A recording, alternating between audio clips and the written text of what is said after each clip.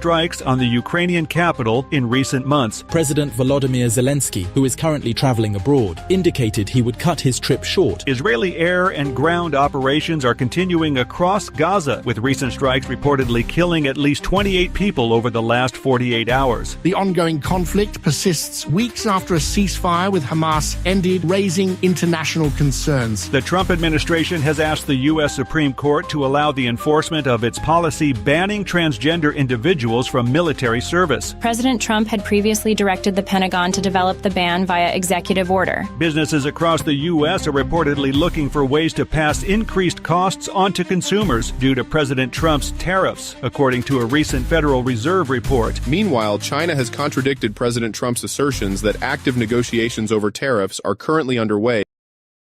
The opinions expressed on this program are those of the host or guest and should They're not be looking for interpreted as ways a statement to of pass fact.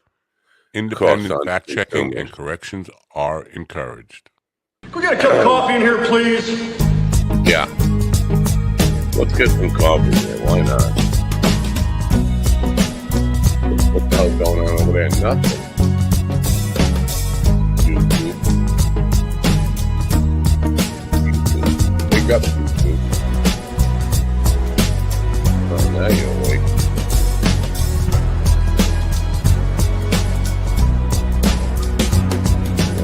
Damn, the coffee and hot. My dog is your mind's best friend. I don't know about that. Oh, if you sing it, it must be true. My dog is your mind's best friend. Wake up, Yeah, well, I hate America. those. You've got a dog that needs walking. That's right, sunshine. Just put on a big pot of strong coffee and get ready to type your little hate mail with your opinions about kumbaya and flat earth insanity. Stand-up comedy? You want stand-up comedy? Well, we've got sit-down comedy. It's time for Coffee with the Dog. You make me laugh.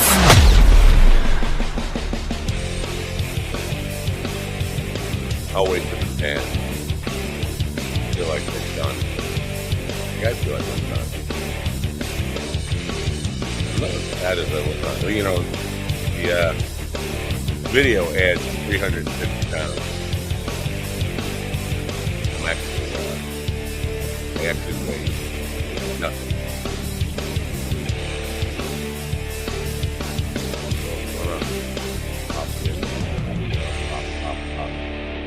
Good morning, folks. Is that going to shut off? You kill the band.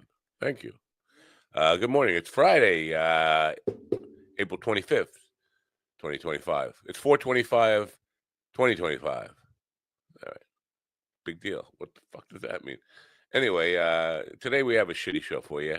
Listen, this comes from a guy who's done 3,000 shitty shows. I think today's going to be extra shitty. We have two guys who basically I know nothing about because they didn't. In hour one, we have Chris Fritz, who in his little thing that says, tell us a little bit about some of you so we can do a good interview. He says, I'm a comedian from New England. And then in the second hour, we have Ignacio Bennett, who says, YouTube. So we'll see. I don't know what I'm going to talk to him about. I don't know what we're going to talk to him about. We'll probably talk to him about things that they don't want to talk about. That's what we're going to do. Sorry. Hey, what can you do? I do have some good news. The doctor says my penis cancer has not spread to Steven's mouth or ass. So there's that. Anyway, I don't know what's going on in the world. I can't focus on anything that's going on in the world, but I know that for some reason people are mad at Curb Your Enthusiasm, Larry David, for calling out Bill Maher. And I don't get it. I mean, if you're going to side with anybody in that fight, you don't have to side with anybody in that fight, by the way. You could just stay out of it. But if you're going to side with anybody on that fight, take Larry David's side. Come on. Bill Maher, you're going to take Bill Maher's side? What? This is probably the worst thing in the last 15 years that I've seen in public discourse and social media nonsense. People taking Bill Maher's side. Bill Maher.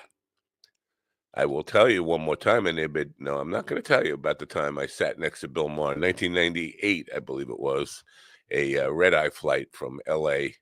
to New York, and there was only one first-class seat left, and it was mine, and sitting next to him, and it was the worst 5.5 hours of his life.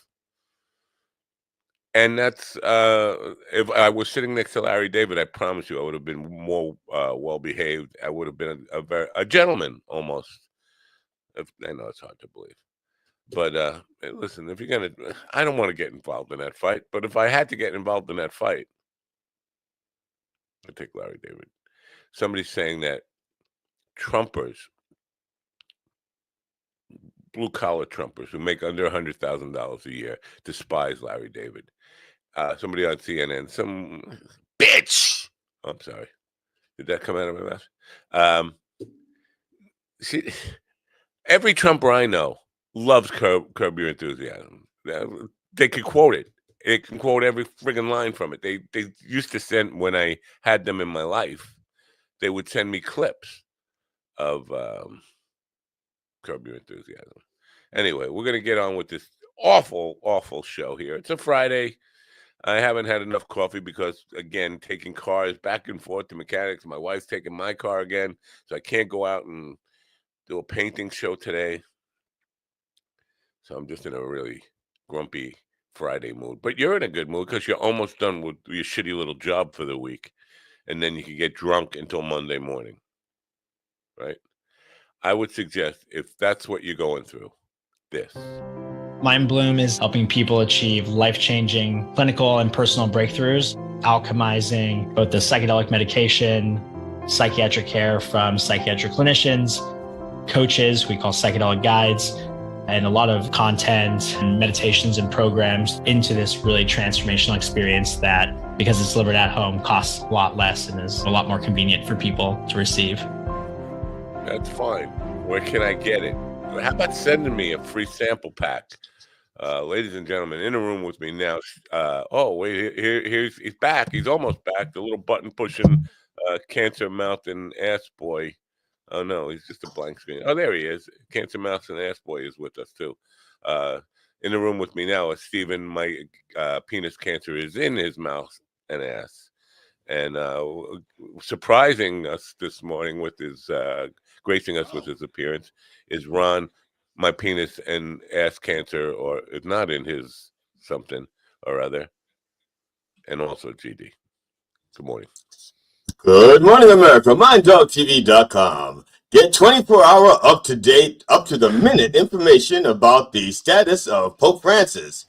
As of 3:08 p.m., April 25th, Pope time, he's still lying still. MindDogTV.com.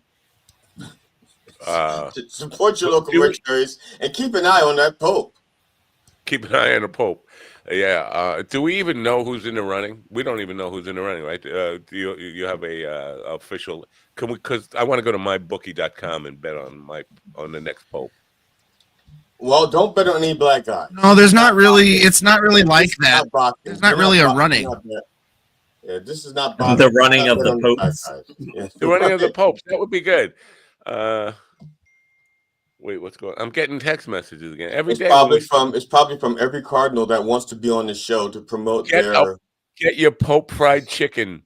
Answer your Pope phone. I'm coming for you. Oh, that's refreshing.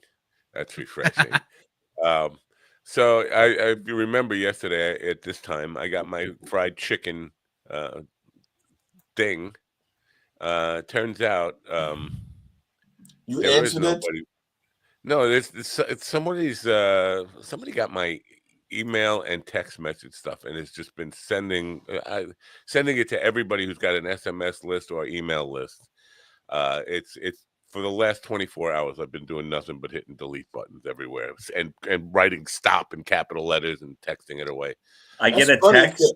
I get a text every other day that says that like I need to enter a code so I can pick up my lamp that's being shipped from Target or something else that's being shipped from Walmart. I get that too. Yeah, that's one of the things I never ordered. Have been shipped, and I need to do something to pick them up or to reschedule the delivery.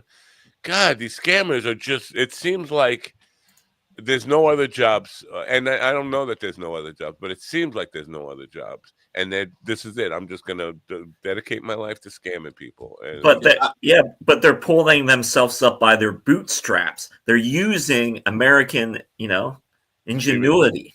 Steven, you hear what's going on there? They're pulling themselves up by their bootstraps. What the fuck are you doing? You just going diddling kids at the phone store and thinking the world's gonna change for you. You got bootstraps? No. What are you just smiling? You're not saying that. You got bootstraps. Yes or no? I do. I want someone to walk into that store today where Steven is working. Yes. Go, hey, aren't you that guy that touches kids? Yeah. You are that guy that touches kids. Oh, see, he ran away. See, every time you talk about him diddling kids, he runs away. I don't know. Maybe he's on his phone today. Yeah, whatever. So here's my conundrum. The mother of a friend is sending me nude pictures. Literally. Okay, first of all, no. How old is the friend? I don't want to know the mother's age. The friend is at least 50. So the mother is about the mother's 70. at least 66, between 66 and 70. I would say the mother is 72. That's what I would guess. I was thinking 70. Yeah, that's it. Yes, I was trying to be polite. That's what I said, between 66 and 70. And very saggy. Listen, the tits were saggy when I knew her. Last time I saw her was 15 years ago. Why would you still call this person a friend? The daughter? Whoever sent you the pictures, why would you she's not sending. Oh, the mother is sending me the pictures. The mother of a friend. And your friend can't stop this? Does your friend know now? Is your friend watching the show? No, this is my conundrum. I don't know whether I should say something. I think somebody hacked your mother's email, but why, if they hacked them, why do they have access to her? Really? Plus, I gotta see. I gotta see if the carpet matches the drapes. It could be revenge porn. Down. It could be revenge porn. I mean, just because she's old doesn't mean that she wasn't, getting it in wherever she is.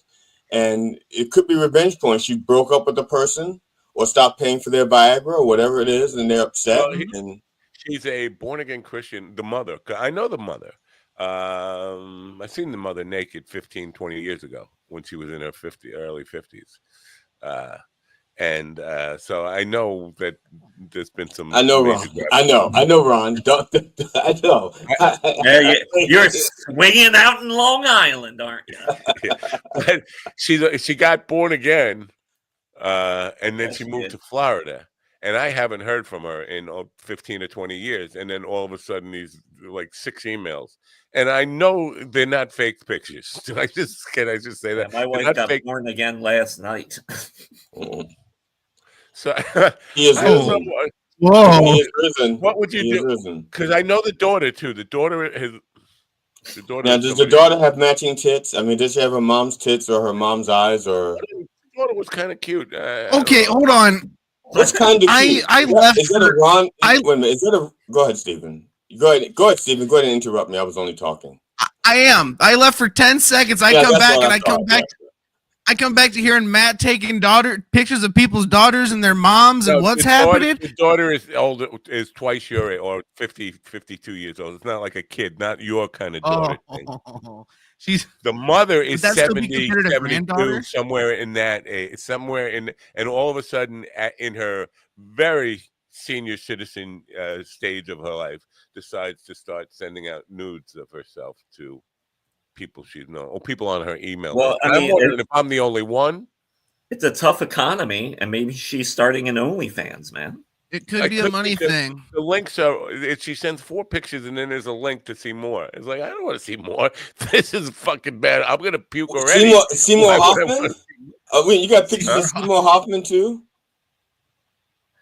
Make sure you check out my website, Metamucil Babes. That's right. The point where I have to actually think about low-hanging fruit jokes here. I liked BenGayBabes.com, but I'm sure that one's good too. The question is, I know the daughter. The daughter is, I'm going to say, she's a fan of the band. This puts it out there. There's not too many of them who fit this description. Fan of the band, who got a mother who's also.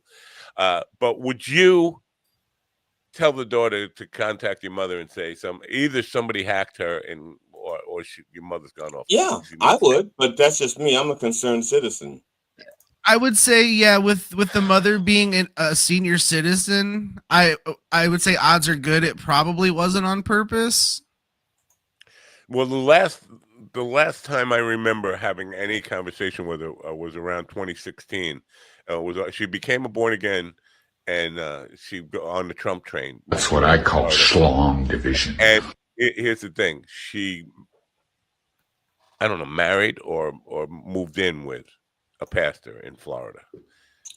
So this is. I think the pastor got a hold of her phone. And that sounds like a pastor. That sounds just like a Southern preacher.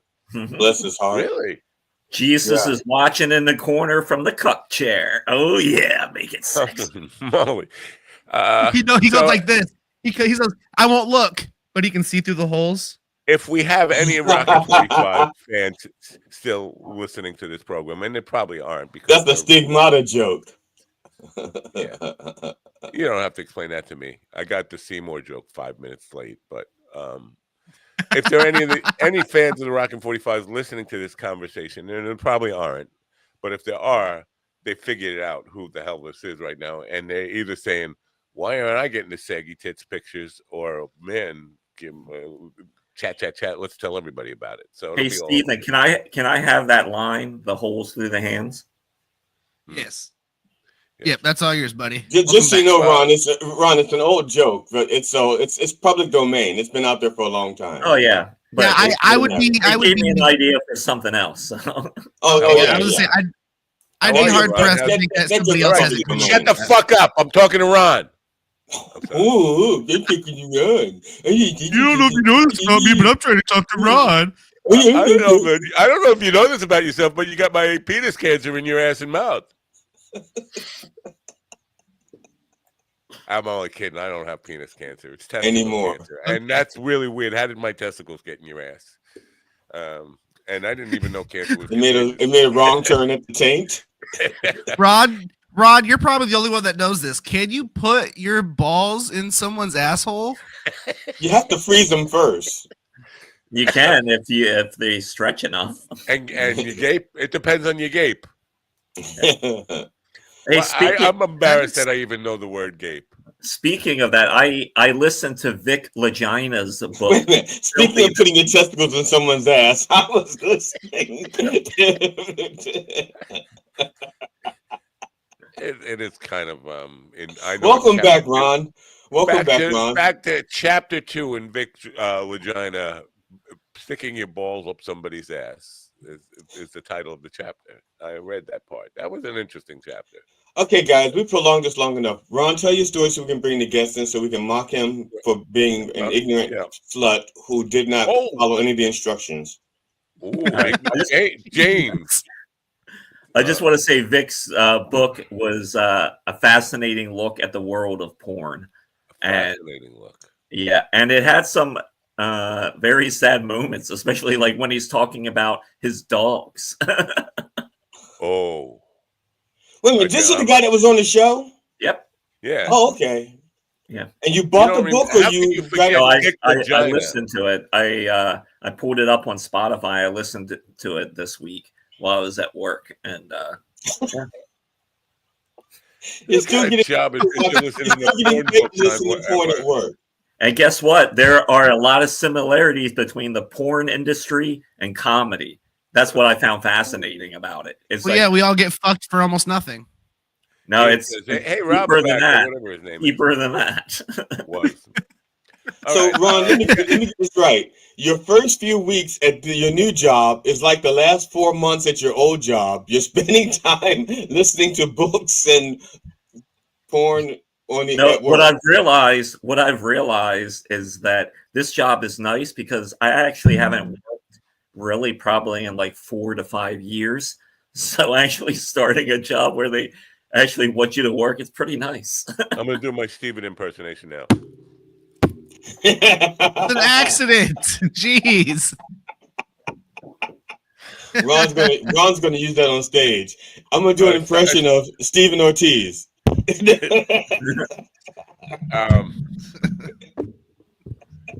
It's time to meet our first guest. I'm going to read his bio, so this could take a while. Okay. I'm a comedian I'm a comedian in New England. All right, that's his bio. Can you narrow that down?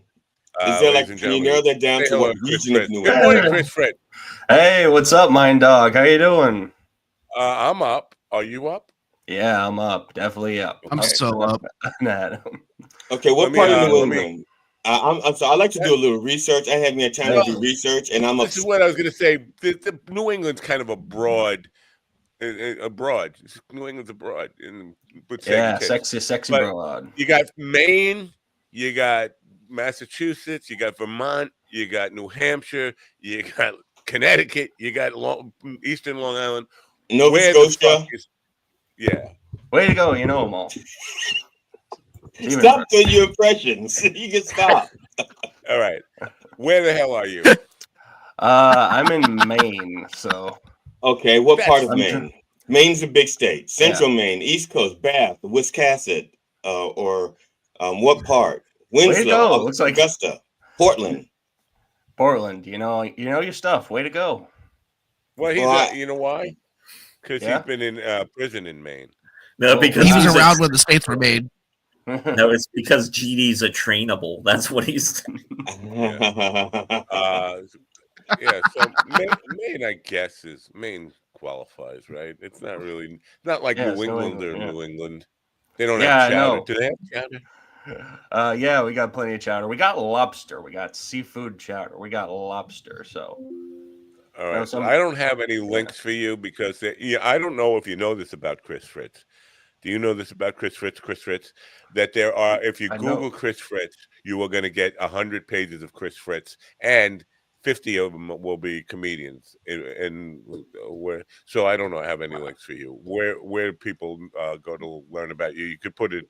I know you can't put a banner in there, but you could let us know, and maybe one of these. Yeah. Why didn't you give us any kind of details at all? That's kind of rude. That's great. I should have given you something. I wanted to be mysterious. No, mysterious doesn't. You want to be mysterious? Give us details that are true, and then that's it. If you were gonna do a comedy show, and would you want the guy up in front and say, "Oh, this next guy, I don't know, Chris Fritz." That's a good one, man. I should do that sometime.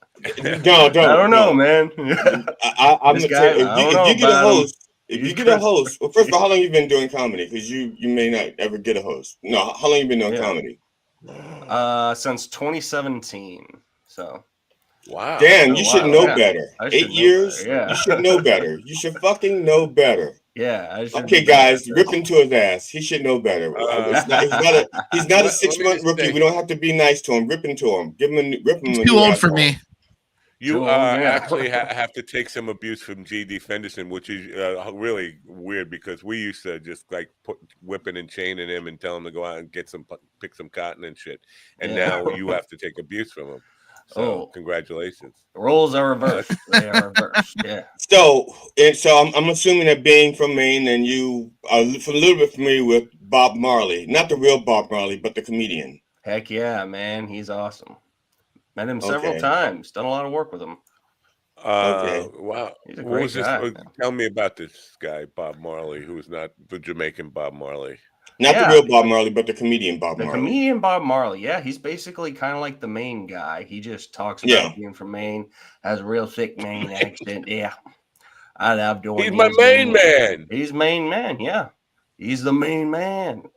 he's the guy. It's really unfortunate because he is Bob Marley, and people, if you probably Google him, you'll probably just get real Jamaican Bob Marley. But so he's definitely had to deal with that for a while. But I swear, he's just like one of the funniest men on the planet.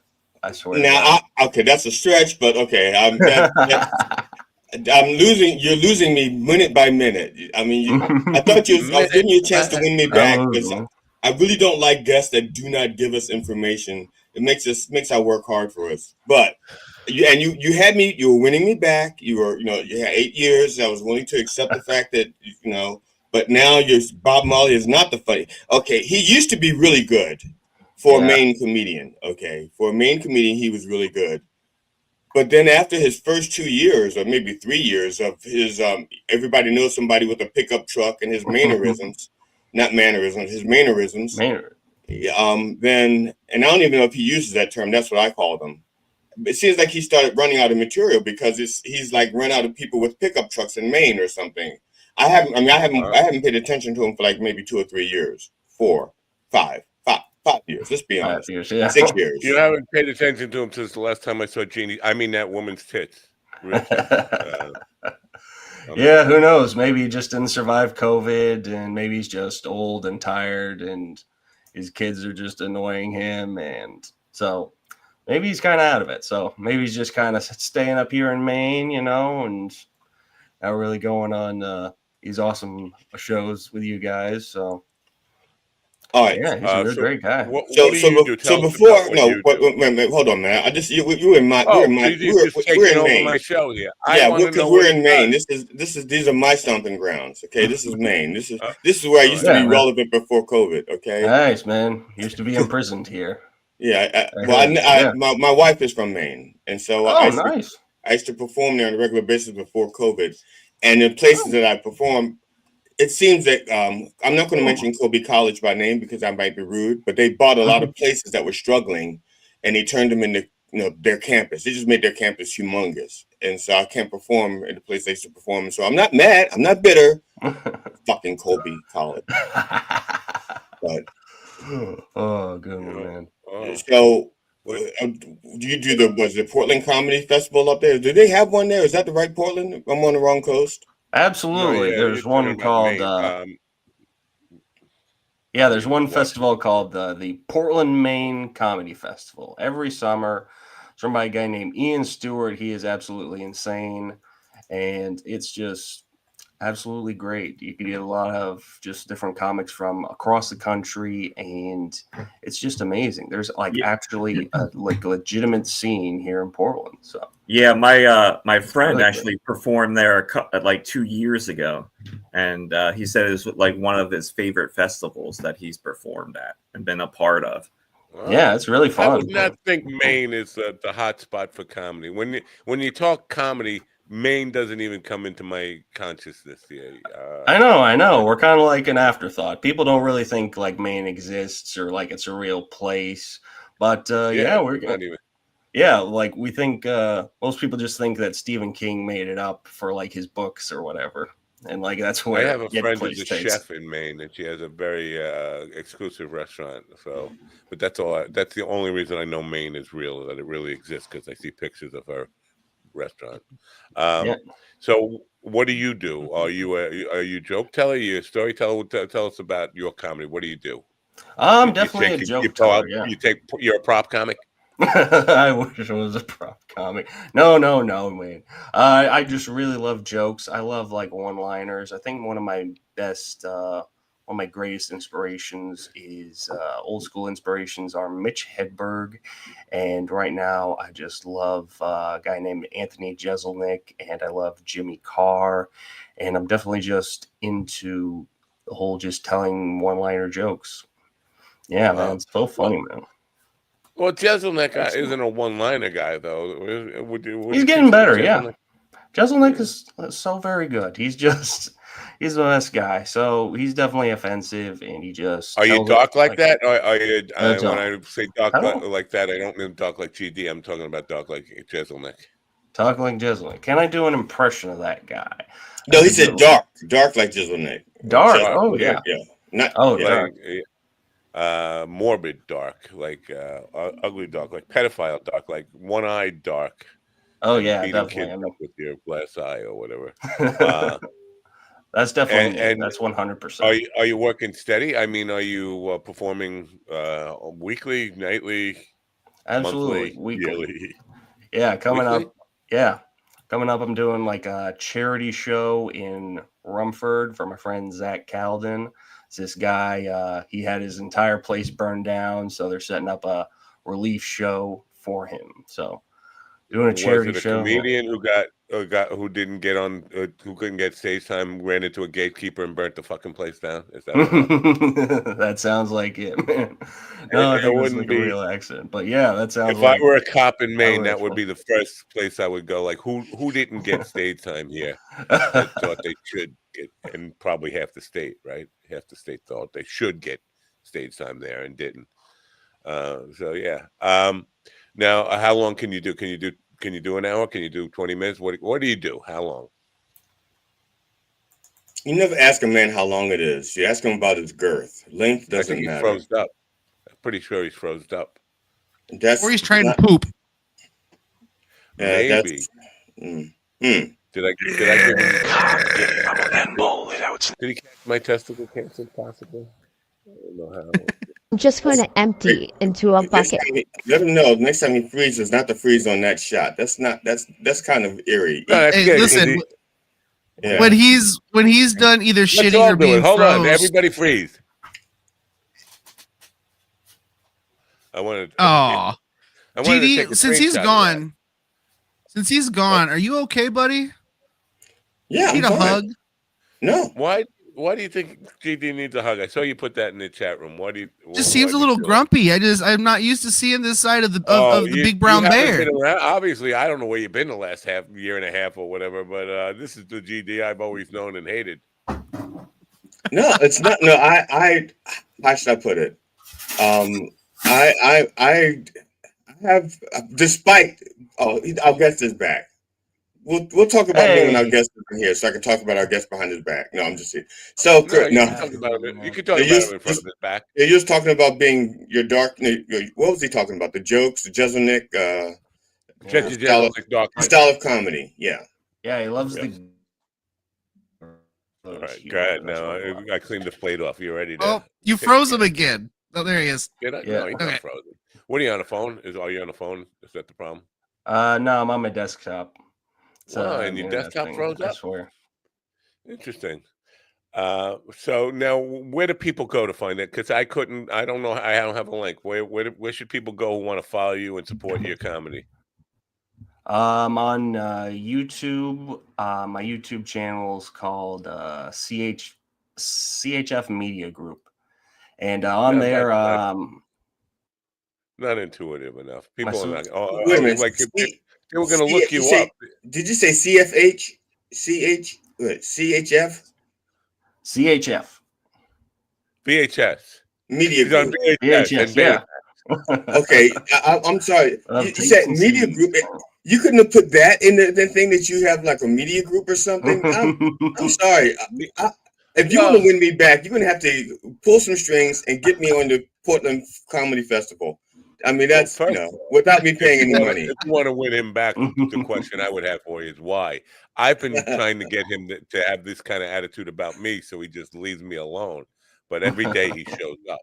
So if you want to win him back, the question would be I why? have to show up because my wife won't talk to me unless I have like an active hobby. Since I've been retired, she's like, do something with your mornings. Stop bothering me.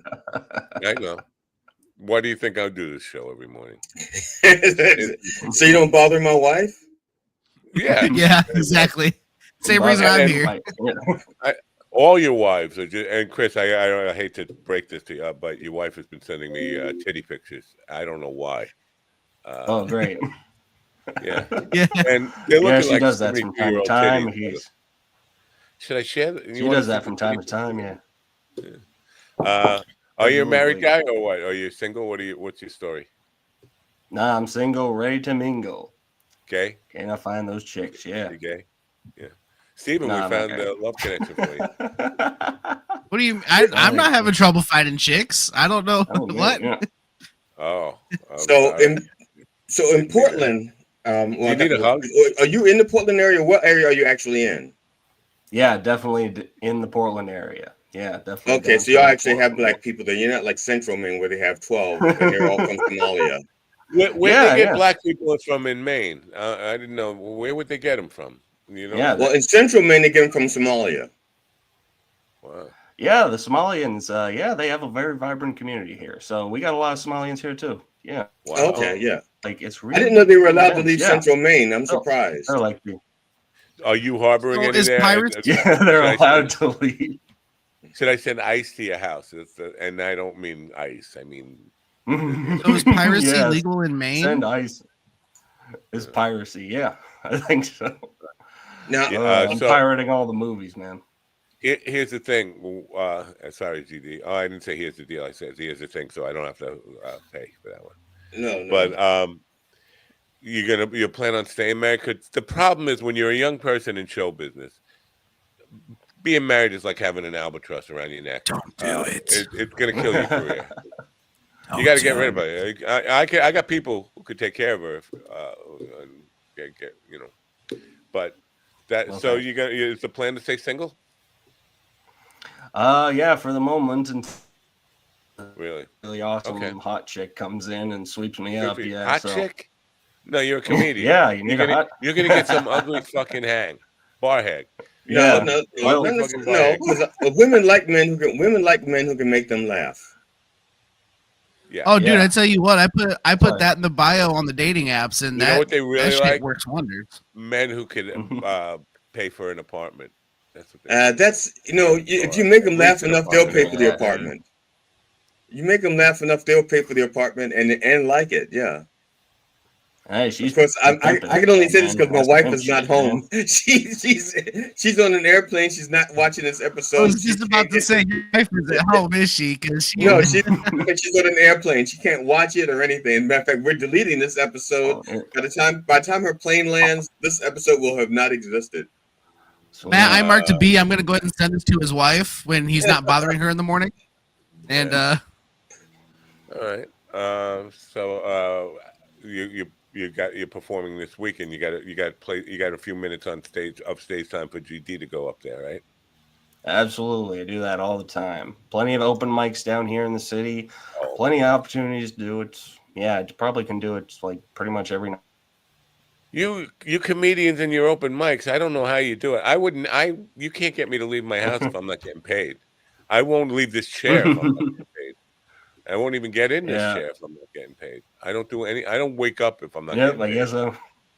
It's funny. I've never done an open mic. I've never done an open mic in Maine. I've only done shows. If I did an open mic in Maine, it would be the first one. Wow. Yeah. They're okay. They're kind of a crapshoot, but You got yourself a car? You got yourself wheels? He's got a pickup truck. He's in Maine. All right. Is it a pickup truck? You drive a pickup truck? No. Truck. It just seems to me like a ride down to Massachusetts, Boston, Massachusetts. I don't know if you've heard. I don't know if you know this about Boston. That's a comedy town. That's a real comedy town. They got plenty of opportunity. If you can make it there, you can make it anywhere, right, GD? I have it right. I don't know. Massachusetts is on my list to perform at. I have not performed in Massachusetts. I thought I don't think you made it there. One state left in your little repertoire there. No. I've only performed in like 18 or 19 states. I have to actually go through the list and count. And Canada, but that's it. I thought you were just a couple of states away from getting all 50. No. I've been to all 50 states, but I have not performed in all 50 states. I'm sorry. I've been to 49 of the 50 states. I have not been to Hawaii, and I have not performed in. All right, so here's the assignment, Chris. You go down to Boston, you get yourself a night there, and you invite GD to come and do a few minutes. Fuck yeah. It's happening, man. We'll do it, man. That's happening? What's the date? GD, get your calendar out. He's got a date for you. Calendar is out. No, I don't have one. That's how I measure my penis. The ruler. I use the calendar. Now, Chris, did you find out about this through Road Comics of America? That group where I posted this. You did? Yes, I think it was Facebook. Yeah, Facebook sends me a whole lot of stuff like this. So are you a road comic, or are you just really a Portland comic? I really need to be a road comic. I really be, but what are you? See, I used to have hair. Right now, yeah. Right now, I guess I'm just a Portland comic, but I really do need to be a road comic. So I really want to get onto the road. Definitely there's plenty of places in Maine to kind of go around there. So I've been just kind of boom bombing around in Maine. So I'm curious. On the road. You've been doing comedy for 8 years. You're single.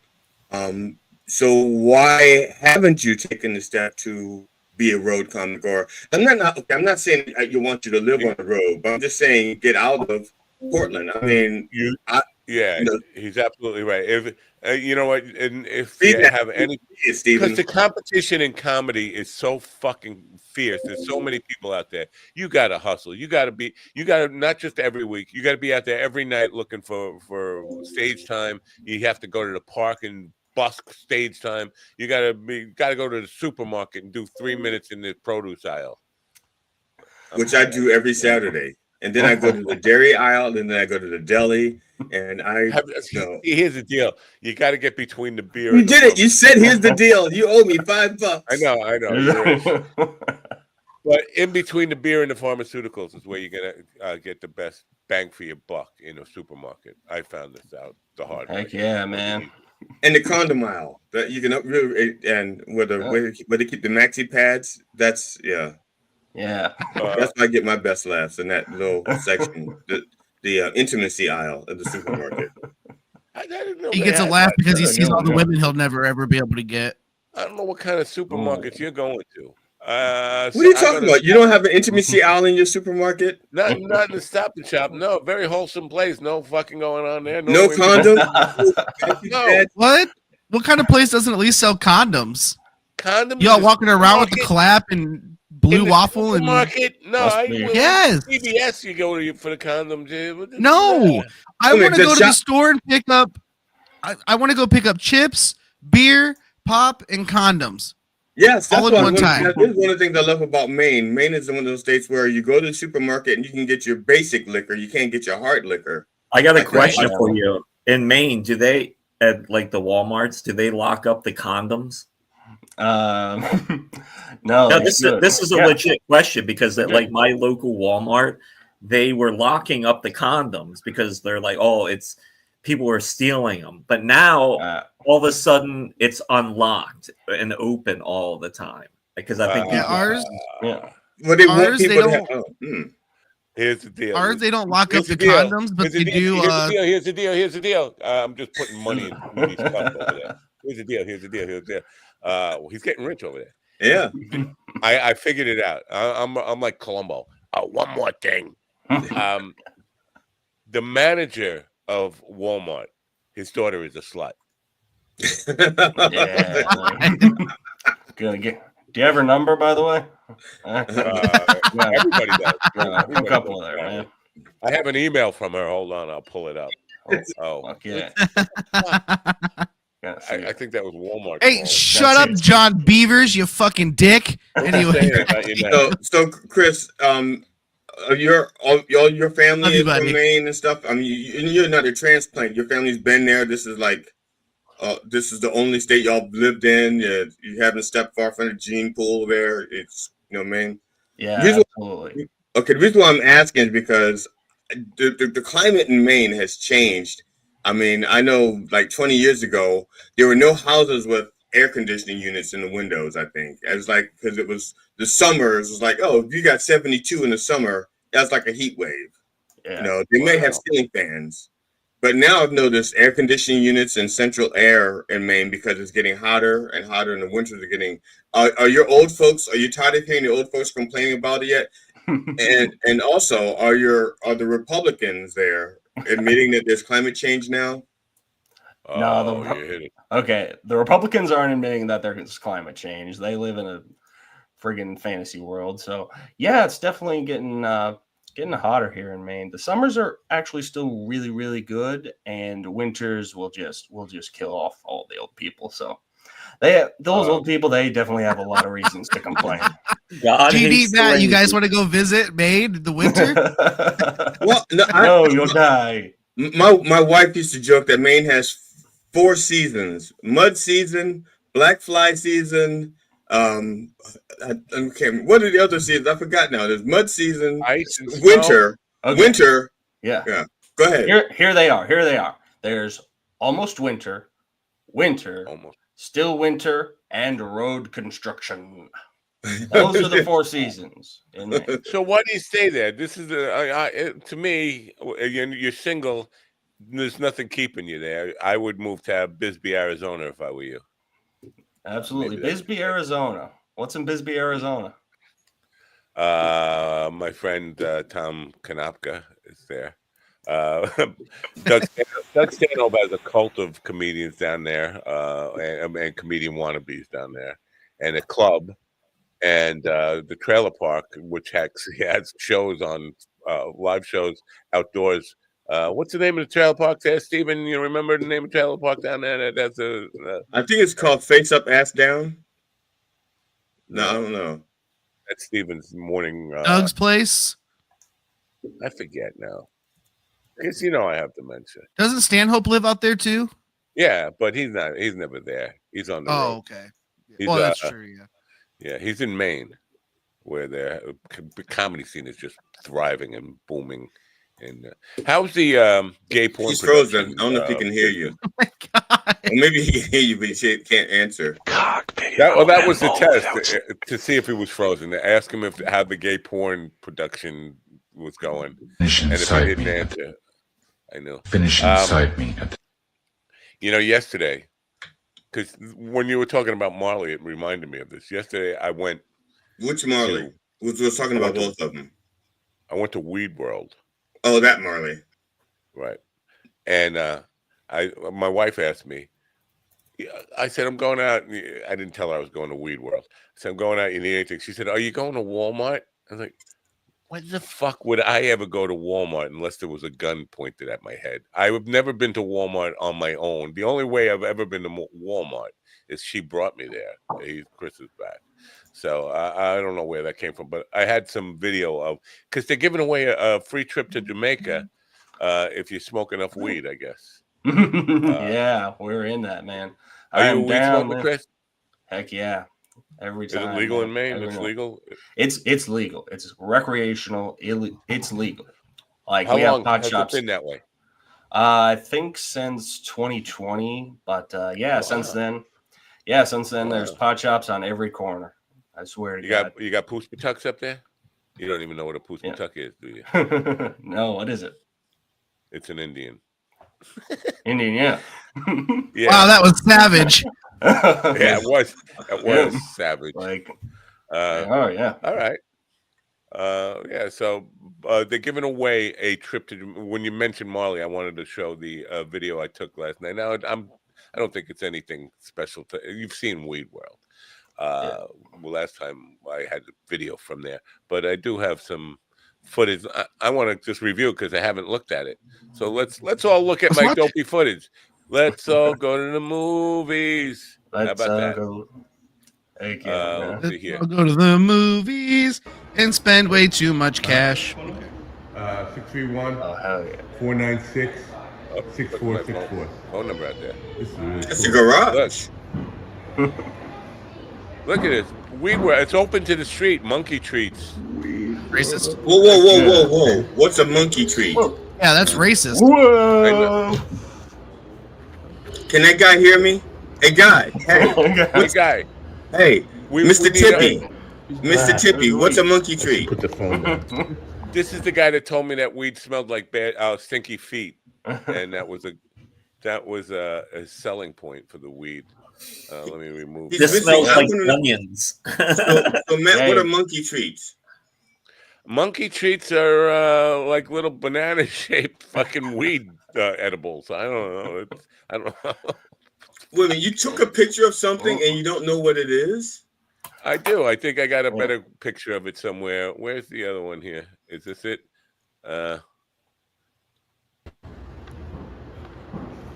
I don't know. I'm going too fast, right? Those are all edibles. Yeah. But wait, it gets to the good edibles. I think I go around, and they got a kid.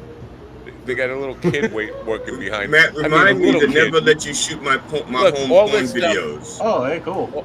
There's waffles and cheesecake. Yeah, and cheesecake and all this kind of donuts. Oh, gonna get my sweet tooth. Velvet cake. I'm a fat guy, man. These are all infused goodies. No, these are non-infused over here. You're in the non-infused section. Now, here's the stuff that I thought was interesting. It's got like soy sauce and steak sauce and all these condiments, not condiments, all weed-based. Yeah. You could be getting your whole family fucked up. I used to heck yeah, getting fucked up with the fam. I used to have THC infused barbecue sauce. What is this? Want a free treat to Jamaica? What? Get a raffle ticket with your purchase of. I didn't get my raffle ticket, by the way. Mannequin pussy. Oh. Canna Cafe. All right, it's Weed World, everybody. All right, enough of the Weed World. This is cool, man. Weed World. You must be the Monopoly guy. I'm the weed guy, not the Monopoly Thanks guy. for the free parking. All right, GD, take it away. It's your show now. Interview Chris. Go ahead. No, I'm just curious about thank you for fixing that. So the monkey treats. Yeah, the monkey treats. But yeah, so they're not open yet, or I'd call them and ask about the monkey treats. I wasn't interested. Well, I guess it's a genetic thing. I'm just curious. That's all. Look at that monkey run. Now, oh my God. Are you well interested in Chris Fritz or anything about it? Oh, we cover everything that we need to cover with Chris Fritz. I don't know. We have 9 minutes before the segment's over. So, Chris, what charities do you support? No. How about going by the name Fritz the Cat? I think you would bring in a lot of people if you just use nice. that. That's a good one. Yeah. Have you heard? You've never heard that one before? Yeah, I've heard of Fritz the Cat. I think I've seen like that movie. So yeah, that's a funny guy. Man. You think you've seen the movie? Yeah, I've seen. Yeah, Ron. He thinks he's seen Fritz the Cat. Can you? Give him some advice on how we would know for sure if he's seen Fritz the Cat. Yeah, if you had seen that movie, you would remember it. It's cartoon. Yeah, I remember. Yeah, it was anime, right? It was important. Yeah, yeah, it was a cartoon, and Robert Crumb wasn't very happy with it, and yeah. Did it make him money? Yeah. Did it make him money though? I don't know. Have you ever watched the documentary called Crumb?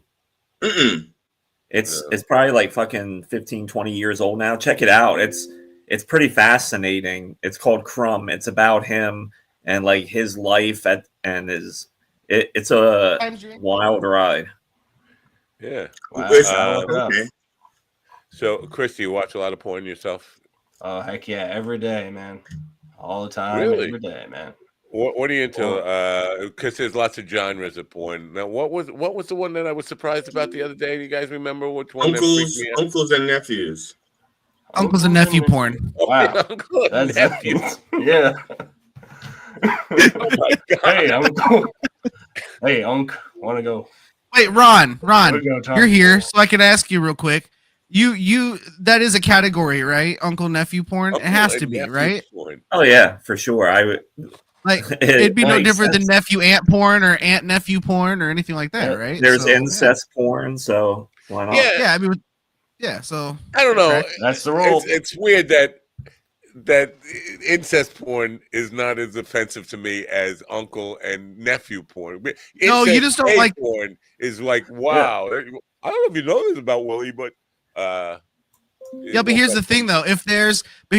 With logic, if there is wife and stepson porn, then there's also going to be stepfather stepson porn.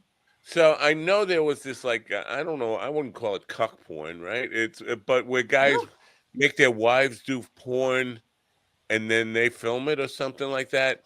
Do you think that's true in the gay community? Like the gay, I guess it is, right? Guys why not? the reason why most men are rough fuckers. Oh. You know the rule. If it exists, there's porn of it. Yeah, that's the same thing I told him. Like, if you can think of it, there's probably a porn video of it somewhere. Well, I can't think of most things. This is the problem. I'm very limited in my imagination. You guys have taught me that. Like sexy surgery scar porn. Surgery scar porn? Yeah. What would be the? How does it work? I mean, I don't know. I have some scars from surgery, and I don't like showing my body because of it. And I would like to feel comfortable with my scars. So maybe if I saw like sexy surgery scar porn, I might GD, feel comfortable with my scars. You know what gave me confidence was two things. Was one, discovering that there's a whole world of kink just for people in wheelchairs. Like people want that. But I'm not in a wheelchair. Yep, and then two, that like being with the dude in a wheelchair is like a bucket list item for a lot of women. That's a confidence booster. Again, none of those two things help me. I have no desire to be with a man in a wheelchair. I'm not a man in a wheelchair.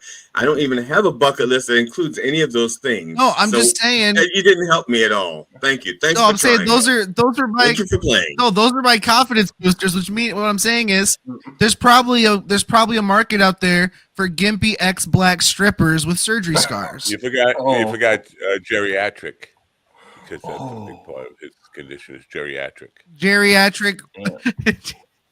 All right.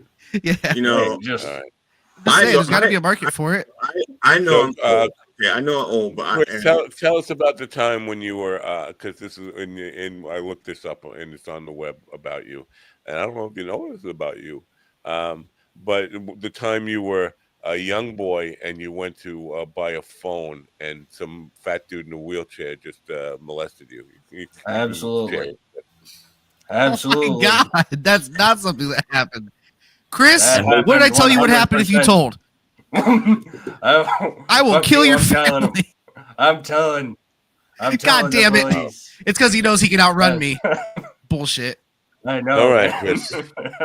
So people are going to we're going to send people to YouTube. Now, what are they going to see? Just you doing stand-up, 5-minute clips of stand-up? Is that what's on your YouTube? Or do you do creative stuff? Yeah, do you I got write clips of sketch comedy? Yeah, I do some creative stuff. Yeah. Right now I have a new podcast I just done with my friend Jack. It's called The Tism Report. The Jism Report? Oh, the Tism Report. Yeah, but we can do the Jism Report next week. Tism. Right. That's a good one. Yeah. Tism. So what is the Tism Report? Yeah. So it's a podcast where we talk about having autism. So a lot of autism news. So me and my friend Jack, we're just in reality. So basically, according to Robert F. Kennedy Jr., you're never going to work. You're never going to get a paycheck. You're never going to get married. You're never going to stop watching porn. You're my kind of guy. Fuck yeah. That's our whole thing, man. We talk about that a lot too, and also I don't get to pay taxes, so that's sweet. That's cool. So yeah, that's what RFK Jr. said. So you started a church? Is that why you don't pay taxes? The Church of the Tism? No, because RFK Jr. says the Tism people. RFK says you have like your little baptism. Yeah, you have your little baptism for Tism. Yeah, baptism. Yeah, aren't we all on the spectrum? Isn't everybody all probably on the spectrum? Yeah, at least all of us. Probably. Comics. Yeah, but I don't know. I feel like it's all made up. Tism. I thought you said chism. I don't know if my wife is on the spectrum, but she better be on the pill. Hey guys, I have to take off a little early today. Thank God. Well, boo fucking who? Thank God. Oh, you know what? I was just gonna. You know what? I love you guys. I hope you have a great weekend. All right. Have fun, Ron. Amazing to see you, buddy. I'll see you next week, hopefully. Yep. See ya. Oh, my bad for liking my friends and trying to make it normal to tell your homies that you love them, because you never know what tomorrow brings. Yeah, it's not normal. Go watch the gay porn and tell it to your television or whatever. Go watch the uncle nephew porn. All right, Steven. Peace out. Peace out, Steven. Peace out, man. All right. I hope this has been a rewarding experience for you, Chris. I hope it was as good for you as it was for TD. TD, you got a cigarette? Huh? You got a cigarette after fucking Chris over like that? You should probably want a cigarette. Yeah, man. Hey, thanks. What is that? That's like a It's long a lighter. distance lighter. It's a lighter, man. Weird lighter. I think you're into like Yeah. crack or something. That's a crack lighter. Yes, my crack is sky lighter. Mm-hmm. All right, Chris, we're gonna let you go. If I don't know your YouTube channel, say it again. It's CF Media, CFM Media. What the hell is it? CHF Media Group. There we can listen to my podcast, The Tism Report. All right. Well, send me links and I'll put them in the description in case anybody ever watches this thing. And when it's in on demand, they will have links to your shows and find out more about you. Where you playing? Where you performing this next week or this weekend? Anywhere people want to come out and see you? Yeah, that charity show in Rumford is May 3rd. And yeah, it's definitely to support this dude who got his house burned down. So it's almost May already. Holy crap! All right. All right. Well, thanks for being here. Have a great day and good luck with your comedy career. Thanks for having me. Have a good one. Bye for now. All right. I'm going to play news, and then when we come back, we'll have another guest that we don't know what to say to or ask questions of. How about that? Well, I tried to do some research. They have like this thing called the bargoyles. Bargoyles. I saw that, and it's like another. It's like this at a bar. Is that what it is? And I don't know. I was getting the impression that it was kind of. I was getting the impression it was like kind of like bar rescue, not bar rescue, but yeah, they. I don't know. I forgot now. I was so uninterested when I read it, and I was really trying to take notes. I was so uninterested. I didn't even click on play. I couldn't bring myself to click play. Well, I didn't click play only because I was listening to you talk, and I thought it'd be rude. Yeah, that's right. That's good. All right.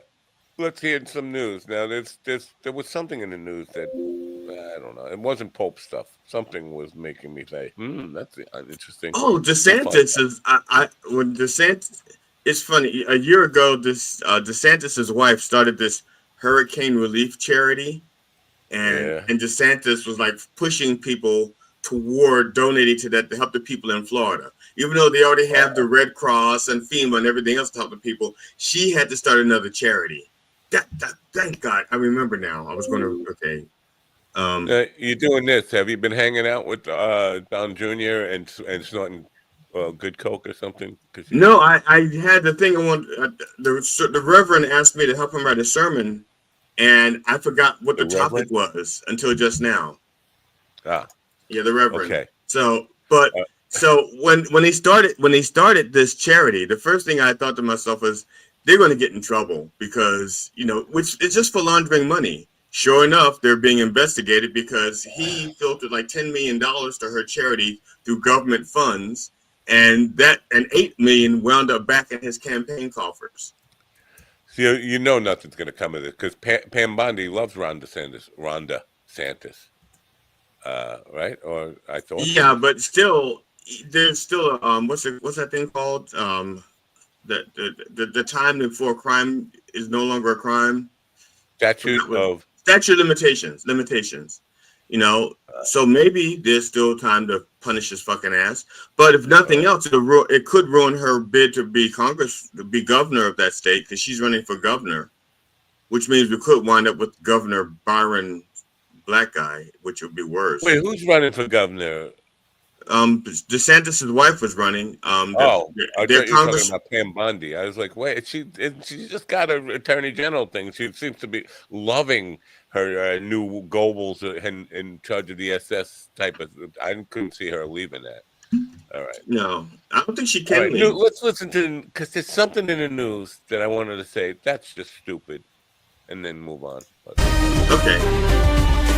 The Trump administration has asked the U.S. Supreme Court to allow the enforcement of its policy banning transgender individuals from military service. President Trump had previously directed the Pentagon to develop the ban via executive order. However, the Pentagon recently announced it would resume providing medical care for transgender troops, despite the ongoing legal challenges. Jessica Oakley reporting. Israeli air and ground operations are continuing across Gaza, with recent strikes reportedly killing at least 28 people over the last 48 hours. The ongoing conflict persists weeks after a ceasefire with Hamas ended, raising international concerns. Attention is also focused on Israel's blockade of the territory, which has severely restricted imports of food and other essential goods for months. France, Germany, and Britain jointly described the blockade as intolerable as mediators continue working towards ending the war. Joseph Eckerson reporting. Russian forces launched a significant missile attack targeting Kyiv Wednesday night, marking one of the deadliest strikes on the Ukrainian capital in recent months. President Volodymyr Zelensky, who is currently traveling abroad, indicated he would cut his trip short and return to Ukraine following the attack. The assault comes amid stalled peace negotiations and drew rare criticism from US President Donald Trump. Trump urged Russian President Vladimir Putin to stop, calling the timing of the strikes very bad as efforts continue to broker a peace deal. Benjamin Wright reporting. Health officials in California are offering $25 gift cards as an incentive to encourage residents to participate in bird flu testing programs. State officials firmly denied these rumors, confirming that bird flu surveillance and testing programs remain active and ongoing. The gift card program is intended to boost public participation in these important public health monitoring efforts. California continues to actively monitor for potential cases of avian influenza within its borders. Jim Kender reporting. The U.S. Department of Health and Human Services is urging food companies to voluntarily phase out 6 specific petroleum-based food dyes by the end of next year. The Food and Drug Administration stated it would work to accelerate the review and approval process for some new natural color additives to aid the transition. The targeted dyes are red number 3, red number 40, yellow number 5, yellow number 6, blue number 1, and blue number 2. While this move is not an outright ban, it signals a push towards reducing the use of these specific artificial ingredients in food products. Kyle Norris reporting. Businesses across the U.S. are reportedly looking for ways to pass increased costs onto consumers due to President Trump's tariffs, according to a recent Federal Reserve report. Meanwhile, China has contradicted President Trump's assertions that active negotiations over tariffs are currently underway between the two nations. Beijing officials stated that while China remains open to dialogue, any negotiations must be conducted based on principles of equality and respect. Lawrence Keller reports.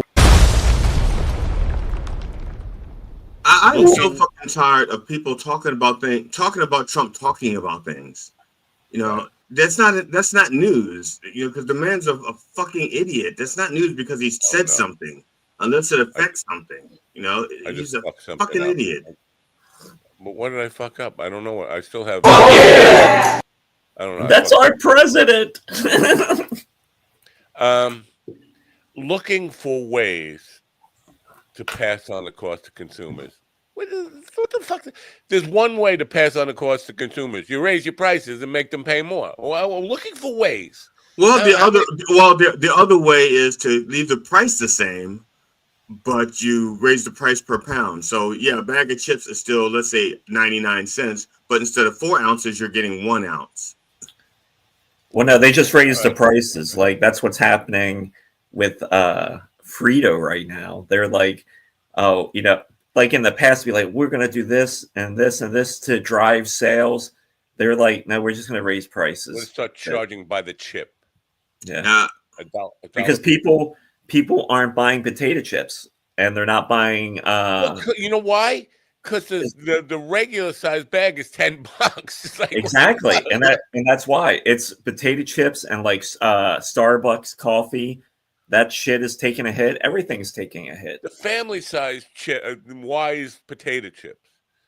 I think it was $14, $14.99 or something. $15, $14.99 for a family size. Are you fucking kidding me? I could buy two 6-packs of Miller Highlight for that. Like a big bag of Doritos at like Costco is like $14 for the big bag. If I had a time machine, this would be my main thing, to go back to 1975 and say to some dopey 15-year-old boomer, you know, when you're 65, potato chips will cost twice as much as beer. And they're like, come on, what kind of, is this, candid camera? Where's Alan Funt? That's because of 19. Ron, since you were in the chip industry, since you were chip adjacent, do you remember Orleans? Was it Oleans? That chip? Yeah. Olean? Okay, was that a Frito-Lay product? And did they have an equivalent? Because it was like big for like a moment, because it was like I can't remember. Basically, you lost weight, but you shat it out. Yeah, it was. Yeah, they were adding some stuff like the Olean stuff, and yeah, it gave people the shits. Anal leakage. That's what it was. They had to stop putting it. They had to stop putting it in products because it caused anal leakage. Now, usually when they stop, but because they had a lot of it, so they usually when companies have a product that they have a lot of, and they can't use it for its intended purpose, they repurpose it, and then they say, "Do you need anal leakage? Are you having trouble not having anal leakage? Well, try this, so you're gonna have anal leakage." Well, like in that last story, if you really listen to it, they're like, well, the companies can voluntarily agree to do it.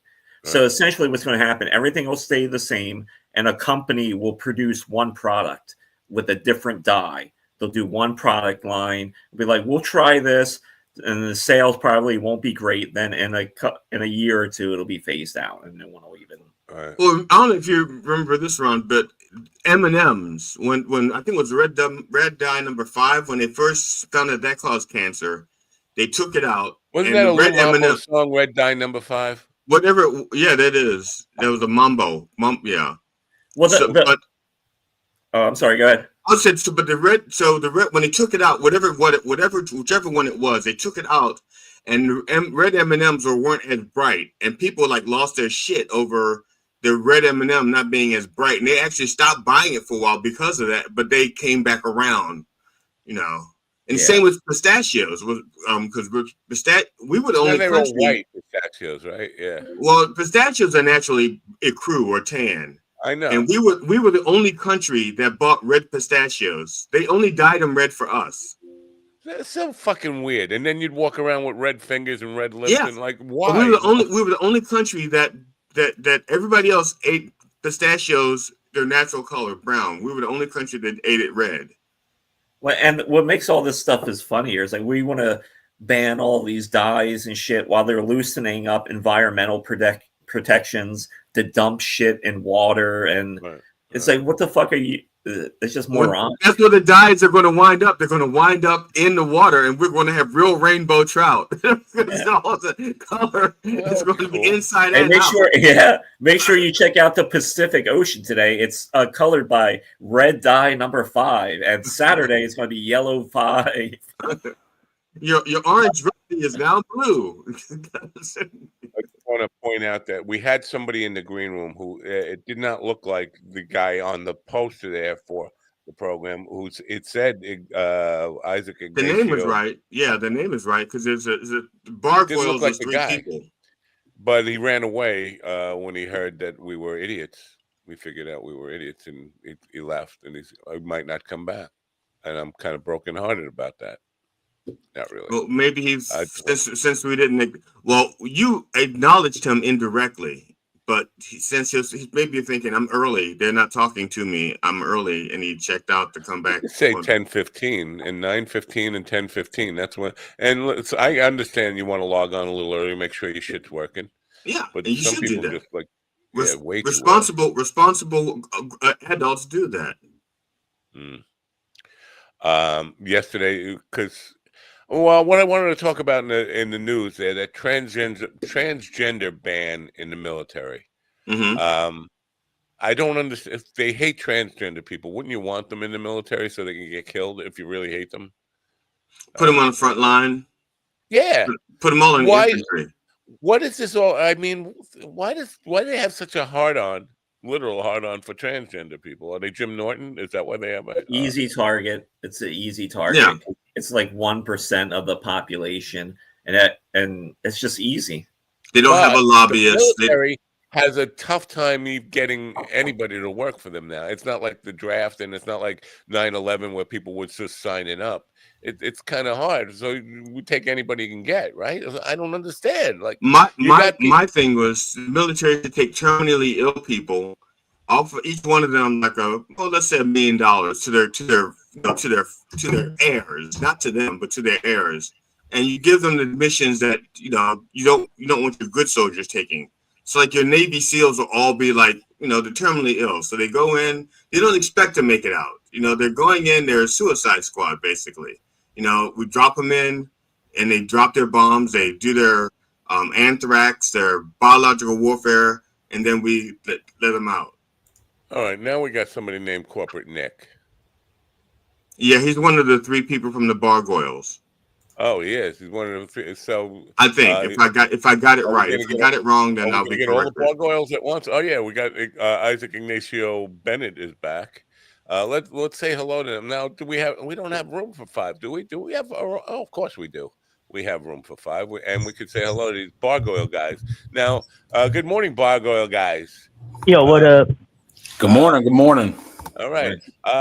In your little description there, when you got booked on this show, it says something about tell us something about you, so we know what to ask you about. And I got nothing.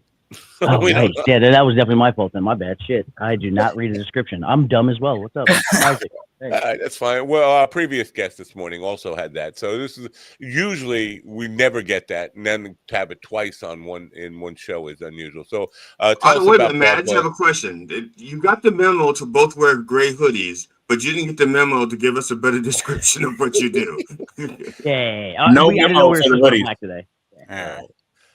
Bargoyle. Now, GD is under the impression that Bargoyles is like a bar rescue type of show. Tell us about Bargoyle in your own. Nick, go ahead. Yeah, you can do that one. Yeah, nothing like that. I was watching the show earlier, and I was like, no, I wish he would have at least looked at it. No. So it's just me and my boy Isaac here. We like to bring on. We like to interview people from the bar industry, restaurant industry, comedians. We bring them on and we interview them, learn their story. We play a little fun little game called Bar Enemy, Bar Friend at the end of every episode, where we kind of like vet them and try to see if there's somebody that we would like to serve as their bartender, or if we would like to hang out with them at the bar or not. We call them a bar enemy, a bar friend. It derives from we both were in the restaurant industry for a long time. I'm a current manager of a restaurant and a bar. Isaac was a longtime bartender, retired a little bit from that. Where is this? I didn't retire. I got fired. Retired. We'll call it the same thing. We're in the Northern Virginia area, 20 miles out of DC, not too far from the DC area, DMV area. Specifically Woodbridge, Virginia, pretty close to Alexandria, Virginia. We have an IKEA. Yeah, we got all that. We got all. Oh yeah, Woodbridge is popping. We got an IKEA. It's doing well. Yeah, got a cool little comedy scene out here for guys that are that do that, and that's what we kind of move forward on the show with, is have a lot of those guys in the area. And get a lot of comedians on the show, or is that not part? Because I don't know. Yeah, a lot of comedians on the show. Oh yeah. Once I ran out of bartender friends by like episode 80, I want to say, then I started doing comedy in the scene. I was like, oh shit, comedians are way funnier than fucking. I love bartenders, but they only tell had to be their stories. One of these like, oh man, Jeff walked in. You're like, who's Jeff? Oh, you would love Jeff. I'm like, these aren't good stories. And then we started having comics on. So we've had comics on for the last, 50, 60 episodes, I want to say. Yeah, I'm about 2 hours. I'm about 2 hours north of Woodbridge, and I come down there for shoes and stuff and work. Oh shit, hell yeah. Yeah. What rooms you're hitting? I've been doing some stuff recently with Jaeger at like Taco Rock and things like that. Nice. I'm doing a Jaeger show tonight, actually, at the filling station at El Rey. Jaeger's okay. Yeah, it's possible that we've possibly run into each other, so that's a very real possibility. You don't have a memorable face, neither do I, so I get it. Yep. So we got the link in the description. It's going across the bottom there. YouTube.com at The Bargoyles, all one word, The Bargoyles, at The Bargoyles. What you got to have the ad. So now, how often do you do the show? We do it weekly. We've been a little lax as of late. We did a live show out in Ocean City for the Stoned and Drunk Festival or some shit, but we weren't able to record it. So that was one of the first times we haven't put out an episode every week. But we've been weekly for about. Were you part of that? Because I did it. Not part. I did it. Not part. I want to specify. That shit was a debaucherous debacle. Were you at that show on the 18th last week? Were you at that show last week? Was it the 18th? The 12th is when we were booked out there. Oh, okay, so you were probably. Were you on with was Charles Banyard on that show with you? No idea. We were at I don't remember any of the names. The Pit Barbecue. Something. Okay. Yeah, now I was. I was in Ocean City last Friday for the Drunk and Stone Fest. That show was so piss poorly ran. Holy shit. Jesus. It turned out there were 30 fucking comics on the show. 30 fucking comics. And they were doing 7 to 8 minutes each. Then he would interview them for 3 to 4 minutes after. Oh my God. I would kill myself if I was in the audience. It was a 4-hour comedy show. Tony Hinchcliffe. He kept trying to be like, hey, what's up, man? Talk to me. And he was blackout the entire time. Like, oh, but you do comedy? Like, yeah, I just did it. Did you just see the 5 minutes I did? Oh, tell us about yourself. We're like, this is not how comedy works. What are we doing? If you want to do an interview, do an interview. Have an interview show. But fucking interviewing in between every set, destroying any momentum the room has. That was very poorly run. Now he's booking for May, so I don't got shit going on in May. I'll come back. What the fuck? Yeah. It's just a weird experience, but I'm the kind of person who doesn't want to feel like I don't want to be obvious about getting up and leaving, so I would sit there and suffer and thinking, when is this fucking thing going to be over? It's just rough, man. Now, when you do the show, do you bring like a 3-camera shoot? Hell yeah, we got to run down mall. Hell yeah. Sorry, I don't know if I can see the comments, but I just saw that. Hell yeah. I guess Ian's in that area too, right? Evil Ian is from that area, Northern Virginia or wherever. Do you bring a 3-camera shoot to the bar to do the show? So we have done some live shows at location. Normally we just do it here in my mom's basement. What's up? Shout out moms. But no, I have enough bartender friends and like owners of bars that we've done on location shoots. We've brought the show a few different places, right, Nick? Where have we gone? We've done L&B's. We've done, which is a pizzeria and bar down here in Woodbridge. We've gone up to DC and we've done Puttery Golf. It's like a high-end like putt golf / bar. Pretty cool scenes. They let us go in before they were open, and we shot on one of the courses, and then got. Were you drinking on it? Were you drinking while you were doing it? Because I think that's the fun part of the putt. If you're drinking and yeah. Okay. And they had brought us out some like new thing that they didn't even like release yet. Some cocktail that they were putting on draft. Oh yeah. I mean, our show surround around. I mean, it's called the Bar Girls. We're definitely drinking most of the time when we're out, especially when we're out doing things, like especially like live and location when we're at a bar. Like because we also want to give back to the bar, so we're not in there trying to drink for free. But if we're trying to drink, we're trying to put some money in their pocket. So we're gonna keep that rolling. So. Yeah, definitely. I get it. Yeah. Now, Nick, what's with the corporate part? Are you, because to me, I would be worried about being public if I was still part of the corporate world. Are you concerned about bar corporate? Yeah, so I'm restaurant corporate. You know what I mean? So it's like, it's still the same bullshit, just with a tie on, to be honest. I'm come from management and things like that. So it's like, I come with more of a corporate attitude about things, but I'm not in the corporate world like a finance bro who's, not trying to put his stuff out there. But I'm also like a target on the internet anyway, so that doesn't really matter. Like locally, I'm a target on the internet.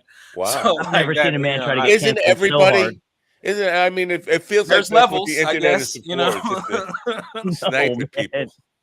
There are not levels to the bullshit he gets on fucking Facebook. It's ridiculous. Yeah. You got so many local hoes trying to cancel him. Like, these local hoes don't have the power they thought they did. Like, I don't know how you militarize your 3 OnlyFans followers. I'm like, cancel this fuck him. I'm like, you got your 1 subscriber on OnlyFans to repost your bullshit? Get the fuck out of here. Right. What? They try canceling Nick a lot. It sounds like this. You're giving me inspiration for like a new game show, like who's got the worst fucking trolls or whatever. But what do you want to hear about a bad troll? Do you want to hear about a bad troll? Yes, but before you tell me about the bad troll, what do you do that inspires this bad troll? Shout out Sam. We love Sam. Sam is a good guy. We have this guy commenting on our stuff every episode. And it was only just really discussing things towards women when we had girls on the show. Hey, did you fuck that bitch? We're like, oh, hey man, that was a lady. That's a friend. Hey, did you fucking bend her? Like every fucking episode. And the guy's name was Ron Kane. What? Ron Kane. It was Ron Kane. Shout out Ron. No. It was DMV SM, and for some fucked up reason, we thought it was DMV Sam. And I have a buddy named Sam. And so I ran into Sam at a bar and I was like, yo, are you the guy making the comments? He was blackout drunk. He was like, oh yeah, man, I be commenting. And so we shouted him out on the show. We're like, oh shit, Sam, what's up? Appreciate the comments. This troll on the YouTube account took that and then made it his personality. It was like, okay, cool, shit. Now they think I'm Sam. So he took Sam's picture on Facebook, made it his entire YouTube profile, said, I'm Sam, found the restaurant he worked at, this is the restaurant I worked at. And then he started going after kids online and was like commenting about like people's children, or reached out to this OnlyFans model and like found her kids on YouTube, was like, hey, check out your mom's OnlyFans page. Oh, I know what school you go to. And so she put him on blast for being a pedophile, and it got fucking 400 reposts. All of Woodbridge now knows that this guy is a pedophile who's using the picture of one of my actual personal friends. And so he got blew up. Everyone's like, yo, fuck you, Sam. They're reposting shit. And I was like, oh my God, he's getting called a pedophile because I thought it was his profile that we wound up clearing up. We did an episode a year and a half ago with Sam where he's like, hey, DMV SM's not me. I'm sorry. I was drunk. I didn't realize. No, that's not me. That's not me. Which only made this YouTuber troll like double down even harder. And now like he's deleted his account now that the police got involved because of the pedophile charges. Because he was commenting about where these kids go to school. He's like, oh no, I see you after school when you get off at Woodlawn. Yeah, we've talked and has mentioned the kids online. And so, yeah, we got trolls. We got fucked up trolls. I'll give you that. Yeah, somebody's going to get hurt over this, and not your situation necessarily. But I mean, the internet has just become just the worst, ugliest part of humanity. And I think sooner or later, there's going to be something really tragic that comes out of this, where it just escalates into people just going to somebody's house and dragging them out and killing them. You don't think the pizza place that got shot up because they didn't have a basement filled with Hillary's shout out DC dungeon? I mean, you don't think that? I didn't know it got shot up. This is the. I guess I was in the dark. Wow. Hillary's got kids in the basement. Blah, blah, blah, blah, blah. Oh, my buddy owns that bar. Actually, Isaac did a great reenactment there, and I'm surprised that he's not on cop doing that. He's the guy with a disclaimer, not this is a reenactment. Do not. Yeah, this is a reenactment. Wow. Allegedly, that's my legal protective word. Allegedly. Do your guns actually sound like that, or is that just? Oh no! I went to the 6'9" school of gun shooting. Hanga. Okay. So Nick, since you're using a moniker, what's it called? Yeah, why corporate Nick, and why not something a little more friendly? Because corporations are not people, my friend. No. Are you saying the black guy on the show isn't a person? That's right. He's 3/5 of a person. You're 3/5 of a corporation. Right, 3/5 of a corporation. And I'm only half of that too, so that's like even more math that we would have to do. Oh Jesus! Yeah. But no, to be honest, my management style isn't all that friendly. To be honest, so corporate kind of fits. It's like I feel like I'm a nice guy with friends and out of work. I try my best to do a good job at work, but I'm not the friendliest to I'm just not the friendliest when it comes to people not getting the job done. Yeah, as far as nicknames go, like I'm Joey Bag of Donuts, that kind of stuff. Hey, Joey Bag of Donuts. Corporate Nick doesn't sound like all that. Oh, corporate Nick. No. I am relieved that he's not like comedian Nick. Okay, like MC Nick. I am so fucking over Nick the comedian. Not you know what I'm saying. I can't. Oh my God. Nick is funny. The is funny is every comic has a is funny as their IG handle. No, so a lot of corporate Nick stems from the when it comes to the show, I kind of am I don't want to say off the rails, but I'll say some crazy shit sometimes. And Nick is very good about putting me in check. We're like, hey, what the fuck are you talking about? Hey, that was a little too far. I was like, oh shit. Yeah, so he's more like HR Nick. How about HR Nick? A little bit HR. Yeah, a little bit of HR. Wow. Does it ever become a conflict? I mean, obviously, restaurant business isn't exactly like everything in the corporate world. But has it ever become a conflict with somebody? You have to actually get business serious with somebody, and then I know about that. I know about your dopey little show. Oh, I've watched Nick fire people all the time. I worked with Nick for a good long time, and tell him about Shelly. Remember when he fired Shelly? Yeah, I mean that wasn't the proudest of moments. Yeah, it was just it was a shitty night, to be honest. I had just broken up a bloody bloodbath of a fight. Like, oh yeah, I forgot one of the about worst fights you'll see. Like, it was bad. Like, it was like 3 dudes jumping a guy, and I had just He was asking for it, broken the way up he like was- a what he bloody was wearing. fight. And then out of nowhere, these 2 chicks that work at the place, one's still working, I believe, and one is off the clock, and she's definitely shit-faced drunk. The one who's still working is very pregnant, like 8 months pregnant, maybe even almost closer to 9 months pregnant. Possibly 10. Go ahead. Yeah. Yeah, gets drunk, blah blah blah. They're going back and forth. All of a sudden, the chick starts yelling. The pregnant chick yells at the girl's cousin. Then the girl who works there picks up a drink tray. If you've ever seen, waiters walk around with drink trays, pick up a drink tray and then throws it at the Now, frisbee style or just flat like that? frisbee style. Frisbee style. Yeah, hot frisbee job. style. Yeah, That's why I was like, James shit. Bond, hot job. Yeah, hot job. And I mean, that means you got to know what you're trying to do at that point. Yeah. That's like, I'm trying to take you out, and I don't even, what I'm He saying. did one of these beforehand too. Like Reagan. Sharpened it. Oh shit. Yeah, throws it at her, and then just right then and there in front of everybody, I'm like, well, fuck that, you're fired. And but she missed the pregnant chick. And who she hit? Who did she hit? The old man in the walker. Oh, yeah. I don't remember that. Matt, you at the show, man? Pastor like James or something. I don't even think he's a real pastor, and I honestly he was don't in the even pool know if league. he's really must have hit me in the head, and that's why I don't remember. Yeah, I really don't believe he's even handicapped, but that's a whole different story for another day. Well, you got a guy who's a fake minister who's not handicapped. I'm pretty sure because he played some pool too good and got around the pool hall too good, and then would get in his little thing. I'm like, I don't know. He's like a hustler. Like I'm terrible at pool. I'll play. I'll play you, young buck. What we doing? $20 a ball. Yeah. All right, And then I'll pray for it. Yeah. Start hustling, motherfuckers. Yeah, like if you ever seen Fresh Prince, you like bring out Lucille. You'd be like, oh shit. Holy shit. Jesus. Yeah, so he wound up getting hit with the pool or the drink tray. The drink and tray. then Nick, who just fought a 3v1. I guess one of your buddies was one of the 3, correct? An old football teammate he's the one I tried to choke out because I knew he sucked at football, so I was like, he probably sucks at this too. So yeah, so he fought a 3v1, helped the one guy. This dude is bloodied up so bad, just leaking.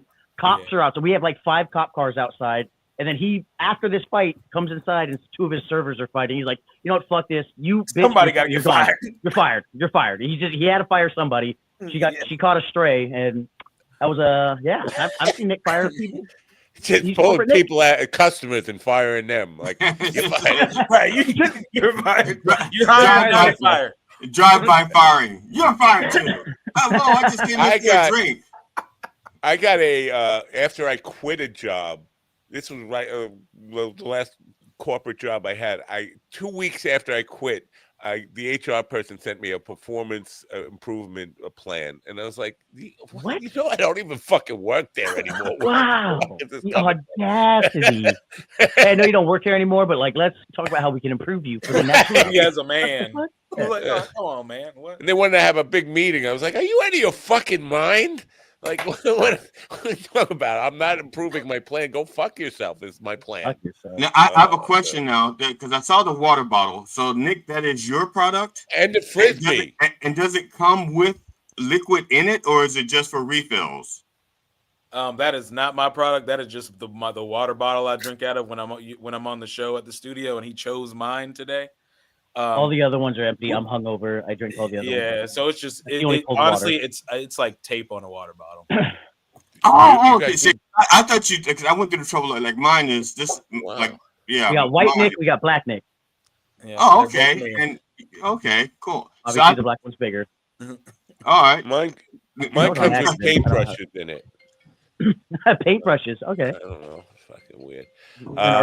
You held up a Bargoyle's frisbee though, didn't you? No, it was the drink tray. Oh, are you big on merch? Oh, yeah. Bargoyle's. That was an old logo we did. We don't really do this one anymore, but yeah, it was an old logo we used to do. No, because we've had a few episodes where we have like 2-3 people in the studio. and we'll bring our bar bitch on John, and we'll make him serve drinks. So try to like brand the merch. It's not even merch, but we got. It's good that you have a bar bitch as a guy.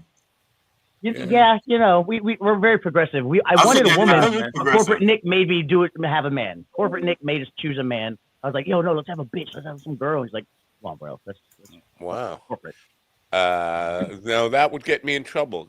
When I was looking for a female co-host, speaking of trolls, I can't believe how many people like all of a sudden became employment lawyers or something. Like, oh, that's against the law to be looking explicitly for a female. It's like, no, that's what I want for like if I want an actress, I got to open that up for males and females. I guess I don't know. It's just very weird. Funny story. So I used to do acting work. I found out Kevin Spacey was gay back in like 2013 because I went for a role. So you were late to the game. So you were late to find out. Oh, I tried telling people. Nobody believed me. Nobody believed me. I was auditioning for a House of Cards because they shot that all in like DC, the DMV area. Yeah. And when I showed up to the audition, they're like, "Hey, we just want to know, like, are you?" Wow. I was like, "What? What are you guys saying?" They're like, "Are you like a little?" I was like, What are we saying? They're like, "Are you gay?" I was like, "No, I'm not gay." They're like, "Well, no, we can't cast you." And like, I know the law. I was like, "Oh no, you can't cast based on sexuality, sexual orientation. That's actually illegal." And they're like, "Oh, let me." Then they pulled me aside and they're like, "We just want to let you know, Kevin Spacey is in the closet." What he does is we write roles in for him for like 2-3 day shoots, and he just goes through the headshots and goes him, and then we bring them in. Basically, like fucking almost sex trafficking, but for a role. I would have got paid. I think it was like $2,800 a day for like 3 weeks. It would have been a great payday. You couldn't suck a dick for $2,800 a day. I know, really. For 3 weeks is a lot. That's a lot of dick to suck for 3 weeks. Okay, but we don't know how big it is. See, that's if it's if it's only like if it's a 1-incher, you're talking like 28 inches total. If it's 6 inches, we're talking hundreds of inches. Like. How much dick, exactly how much dick am I gonna have to suck, and how much cum am I gonna have to swallow? That's $42,000 if it's 5 day a week shoot, because not including weekends. Now let's divide that by inches. How many inches do we think Kevin Spacey is? Hey Kevin, call me. That's not. We'll give him 6 inches. That's $7,000 an inch. When you break down the math, GD, I think you're right. I probably should have sucked that dick, but that's a one-time thing. I didn't want to suck that dick every day. That's where and you probably wouldn't have to. You do one good job, you're like, whoa. Or one bad. You listen. You just choke and bite down once, and then you're done. He doesn't want it, and so draw a canker sore. Like I know from experience. Draw a canker sore on your lip. Only there when the camera's not rolling. When the camera's rolling. You don't have. When the camera stops, then the canker sore shows up, and you really don't want this. I'm just thinking like my mind's going back to Mary Poppins. A spoonful of sugar helps the medicine go down. It also helps the cum go down a little bit, right? Okay, yeah. Add a little sugar to my cum. I'm on a diet right now, so I'm not gonna add sugar. I'm just gonna take it the way God intended. Yeah. I know. Wow. When my wife and I got together, we'd both been married before, so I never. We've never discussed like sexual histories, and I told my wife, I said, I don't care how many men you've been with. I know you're not a virgin. You're married. I don't care how many men you've been with. I just want to know if you laid all their dicks end to end, how long it would be. So I know if I divide mine into it, how many times we have to have sex before I beat that total. Before you surpass the dick. Right. That's it. So that my dick has outlasted all the other. My dick is I just want to say for the guys that would be pretty uncomfortable getting end to end with the dicks and stuff. I don't know how you'd have to be a contortion. That visual, just the human centipede of dicks, just like Jesus Christ. In my case, because pussy is not linear, it's more volume. It's more like cups. It's like my wife wanted to know, like, is it gallons of pussy? Is it like a pool full of pussy? How much? What's the volume of pussy that you've been involved in?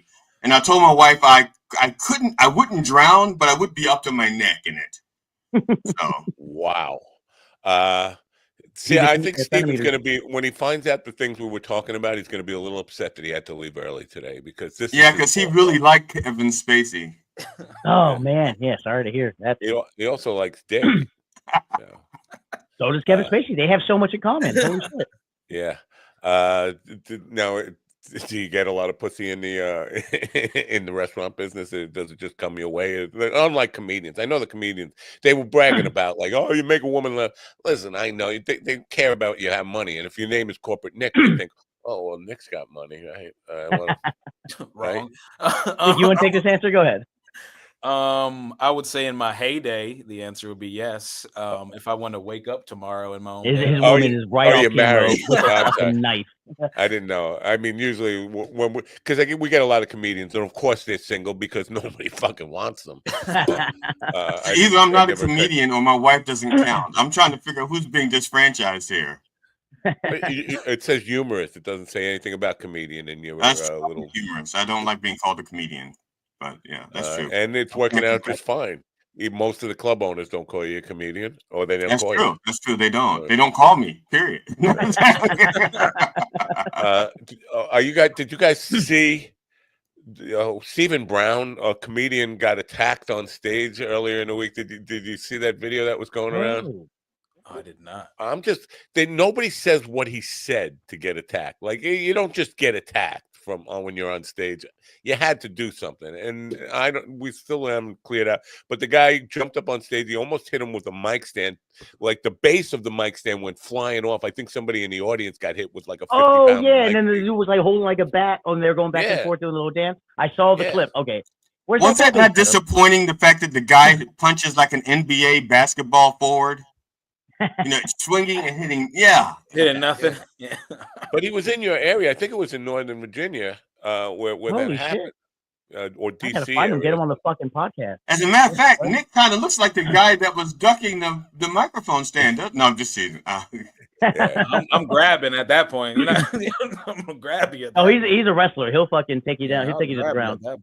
Oh, really? We'll run away. Like, I'm not gonna get hit by. Okay, now wrestler like I was in high school, or wrestler like some of my friends who are comedians who actually wrestled like WWE, AWE, Raw, that stuff. Like you did. Oh, okay, all right, okay. So did your gym teacher grab you by the testicles also? No, that was my uncle. It's kind of weird with the WWE thing. Like, what are you gonna say to the guy? Hey, you're going off script. I mean, you weren't supposed to throw a mic stand at me. They called an audible, man. They called an audible. And then he started doing the lion tamer thing with the stool. Yeah, it's like, what the fuck, man? Or the mist. Don't these comedy clubs have bouncers? Yeah, I don't know. It's so with the back to your Bargoyle show now. How long has it been on YouTube? How long have you been doing the YouTube show? A little over 2 years. I want to say about over 2. Yeah, just a little over 2 years. We just put out episode 130. Well, we did 128, but we actually just put out 134 before that. We had an episode we shelved because it sucked. Wait a minute, you did 134 before 138? So we did 128, and then I never edited it because I told the guy, I was like, yo, this shit sucked. Like, respectfully, you were not funny. You're a comic. You're supposed to be funny.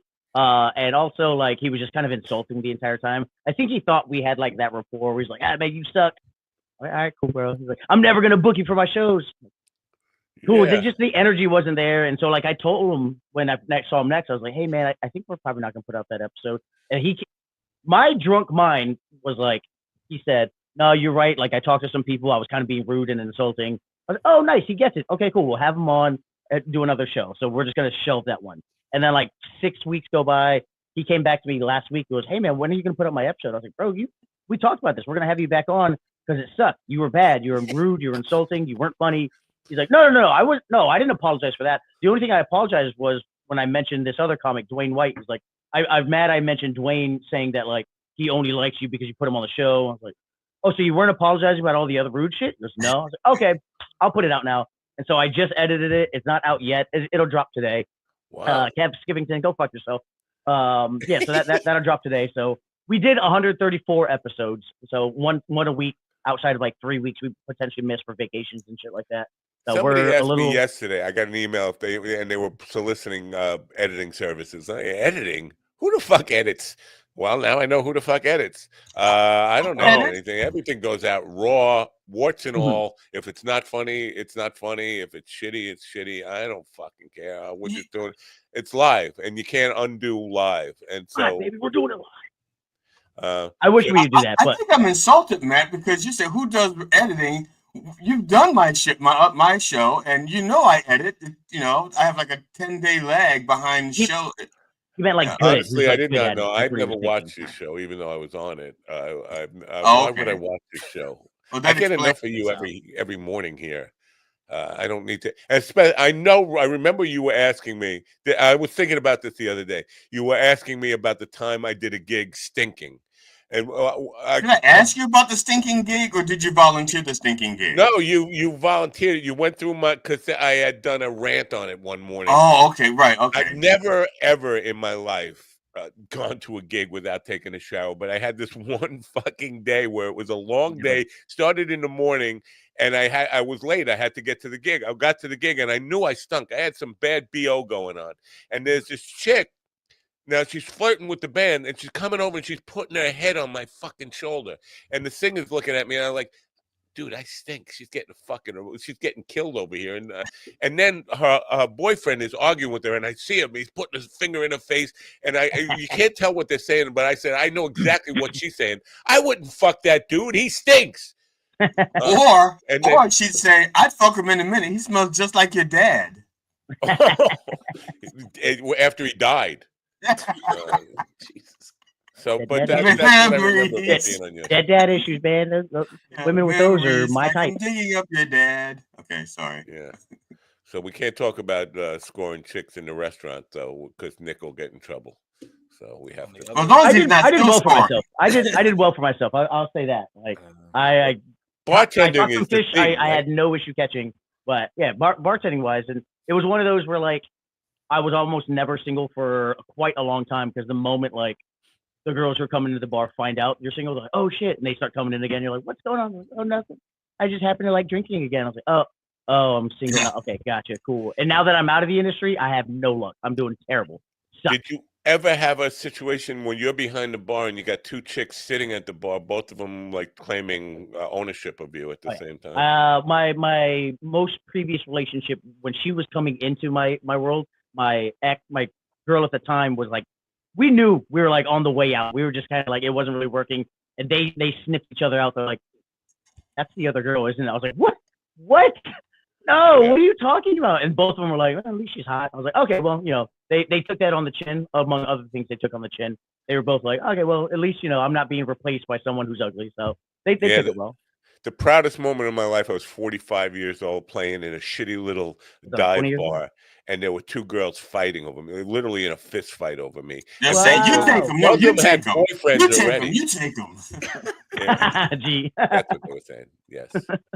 Yeah. But they both had boyfriends, and the boyfriends didn't know why they were fighting. I found out from one of the girls' mothers that they were fighting over me. But that was like the highlight of my life. And that's how does the mom tell you? What? They both had boyfriends, and one of the girls' mom had reached out to you to let you know. Yeah, she was. Her mom is still one of my biggest fans, and she's in her 70s now. But she's still hot looking for somebody in the. I will show you her picture, and you'd swear she's like 40 tops. But she's really good looking. The mom, and everybody wanted to be with the mom at the time. The daughter was like tops, but about 70 down here. And Matt wanted to show how progressive he was, and started dating the father. Very progressive. What does progressive mean? Does that mean gay? Depends on which side you are. I think it means open to learning new things. I think that's what progressive means. Yeah. Well, to be honest with you, now the mother had a boyfriend who was younger than her daughter. It's really a weird situation. Yeah.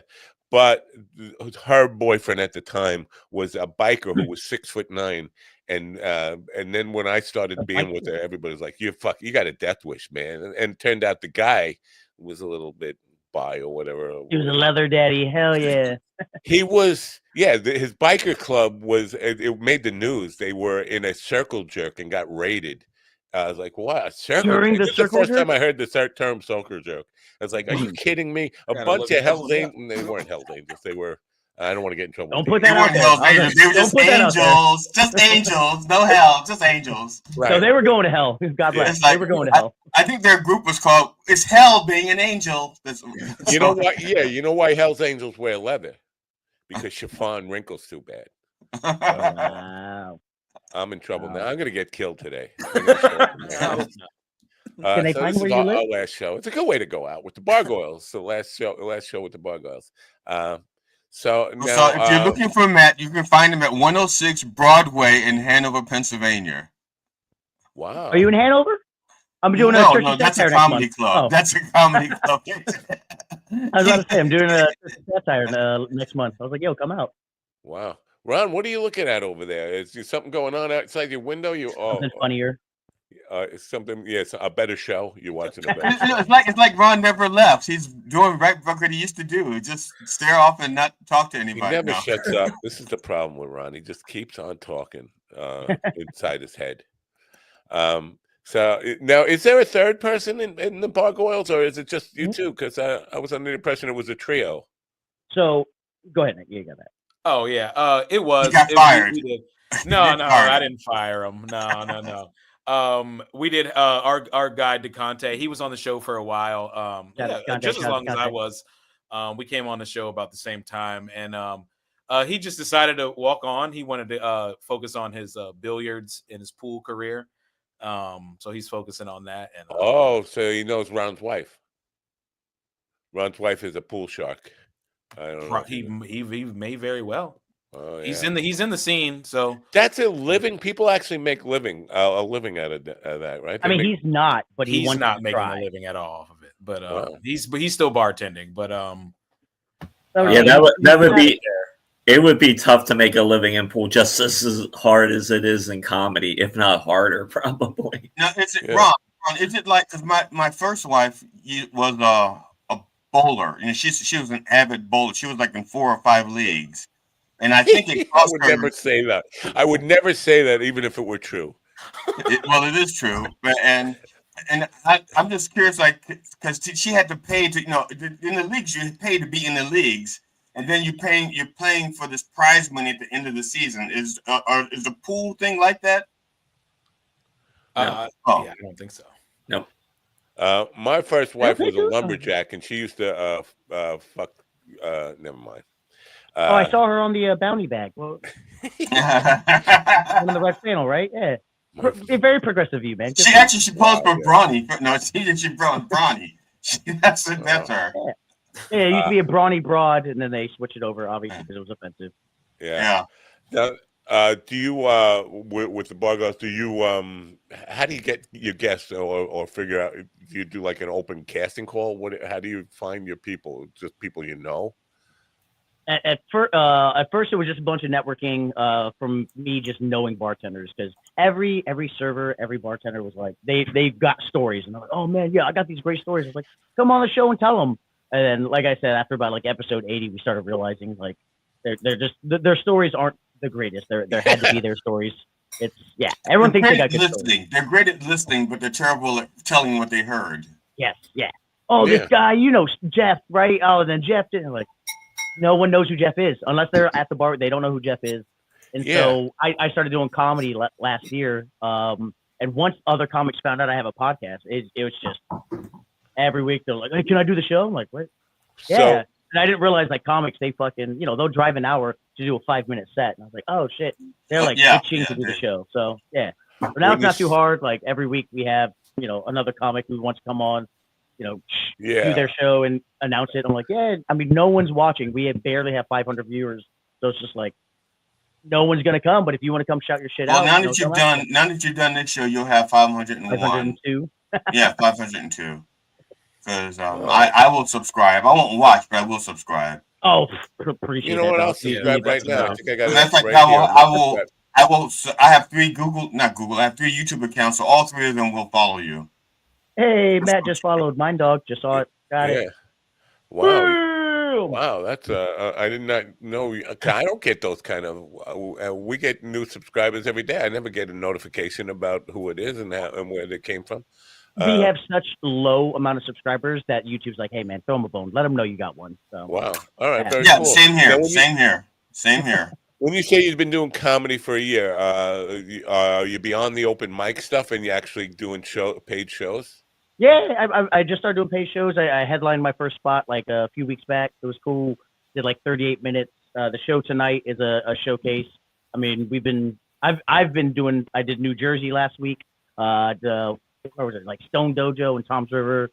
The week before that, did Ocean City. So I still do open mics all the time, but I'm getting past that hill where I'm like starting to feature and do showcases. Yeah, very cool. I know people doing it 20 years who do nothing but open mics, and they're still calling themselves a comedian. I like, wait a minute. If you've been doing nothing but open mics for 20 years, I don't know. Maybe it might dawn on you that this is not the road to success. But good for you. A year in, and you're actually progressing and getting beyond just open mics. Good for you. That's unusual in the comedy industry. Generally, it takes. DMV's got a good comedy scene, specifically BC. So we've had guys. Yeah, I mean, too many, obviously. Yeah. We've had guys on the show who were already touring after a year of doing it, and I was like, what the fuck? But their tours, this shit boils my fucking blood. You know what? They're touring open mics. They're touring open mics. No, yes. They're touring with Kevin Spacey. Like, they're touring with Kevin Spacey as his opener. And when I say opener, I mean opening their mouth and their ass at the same time. No, a fucking comic. Like I met this comic. She was like, "Oh yeah, I just toured in Dubai." I was like, "Oh shit, you toured in Dubai? What the fuck?" She was, "Yeah, my boyfriend we went out there and I did a mic." You didn't tour. Don't call that a fucking tour. You did a mic in a city you were at. Get the fuck out of here. Yeah, that's like the last guy on an open mic. He says, "I headlined." Like, wait a minute, you closed the show. That's not exactly headlining. You nailed it. There's so much stolen valor in this community. You remember Louis Anderson, the fat guy, fat comedian Louis Anderson? Yeah. He was gay, and he would get opening acts and basically go to open mic nights and offer somebody to be his opener. Come home and, you know what, you can go on the road with me. Why don't you start by sleeping on my couch tonight? That kind of thing. Sleep belly, face down, ass up.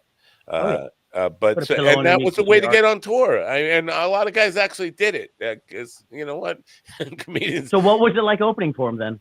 Well, a little painful, but unfortunately, Diddy was right next door, so I got some baby oil and lubed it up pretty good. If that fat dick, free Diddy. Yeah, it's fine. One of the things I used to get annoyed with about comedians, especially in the beginning, is when they count open mics as shows. I mean, that's how you know. Actually, a comedian is better when they don't count open mics as shows or any. They barely acknowledge open mics. It's like, except for as an experience, but not as a something to put on your resume. Yeah, we'll have the comics. We're like, hey man, do your plugs, and then some comics would only mention their feature shows, and they don't have any, so they're like, next month, the 24th, I'm doing. And then we have some comics who are like, Monday night, you can see me here. Tuesday night, I'm like, those are open. You're inviting people to open. Okay, cool. If that's that's what do your thing. Do your thing. Do you go by the three names when you're performing comedy, or? Yeah, it's when I was doing acting work, it's a bit I do. But when I was doing acting work, Isaac Bennett, I would show up and they would just think I'm a tan white guy by the headshot, and then they're like, you are not white. So I had to start throwing my middle name in there, so like they know off jump. They're like, oh, there's some sort of flavor here that's going on. Because as a Filipino, I play a lot of different things. I play Native American, Spanish, Asian. Right. I played a bunch anything of any ambiguous race that they think that people don't know what they actually look like. Yeah. So I play a lot of that. But as Isaac Bennett, they were like, oh, hey, what's up, brother? And I'm like, I'm not the guy you were expecting. And they're like, oh, that's not a fan. Ugh. So once I threw Ignacio in there, I started getting more jobs, but it was less pay because they weren't leading man jobs. Are you not? Did you give up the acting thing, or are you still like open to doing taking acting roles? In this area, the best paying jobs are what we call industrials, which are just like sexual harassment training videos. So I've done a lot of those. I've worked with a lot of the big companies, all of the armed forces. I've done their sexual harassment training videos. I've actually been recognized, which is so fucking weird. I was doing a set up in Alexandria like 2 months ago, and I did the line like, if you see something, say something. That was like my big line. And a dude in the audience was like, oh shit. And we talked afterwards. He goes, I got accused of, touching one of my people. They made me watch the video, but that was you. And I was like, don't fucking stand too close to me now. You don't want to recognize me. Are you fucking serious? Shit.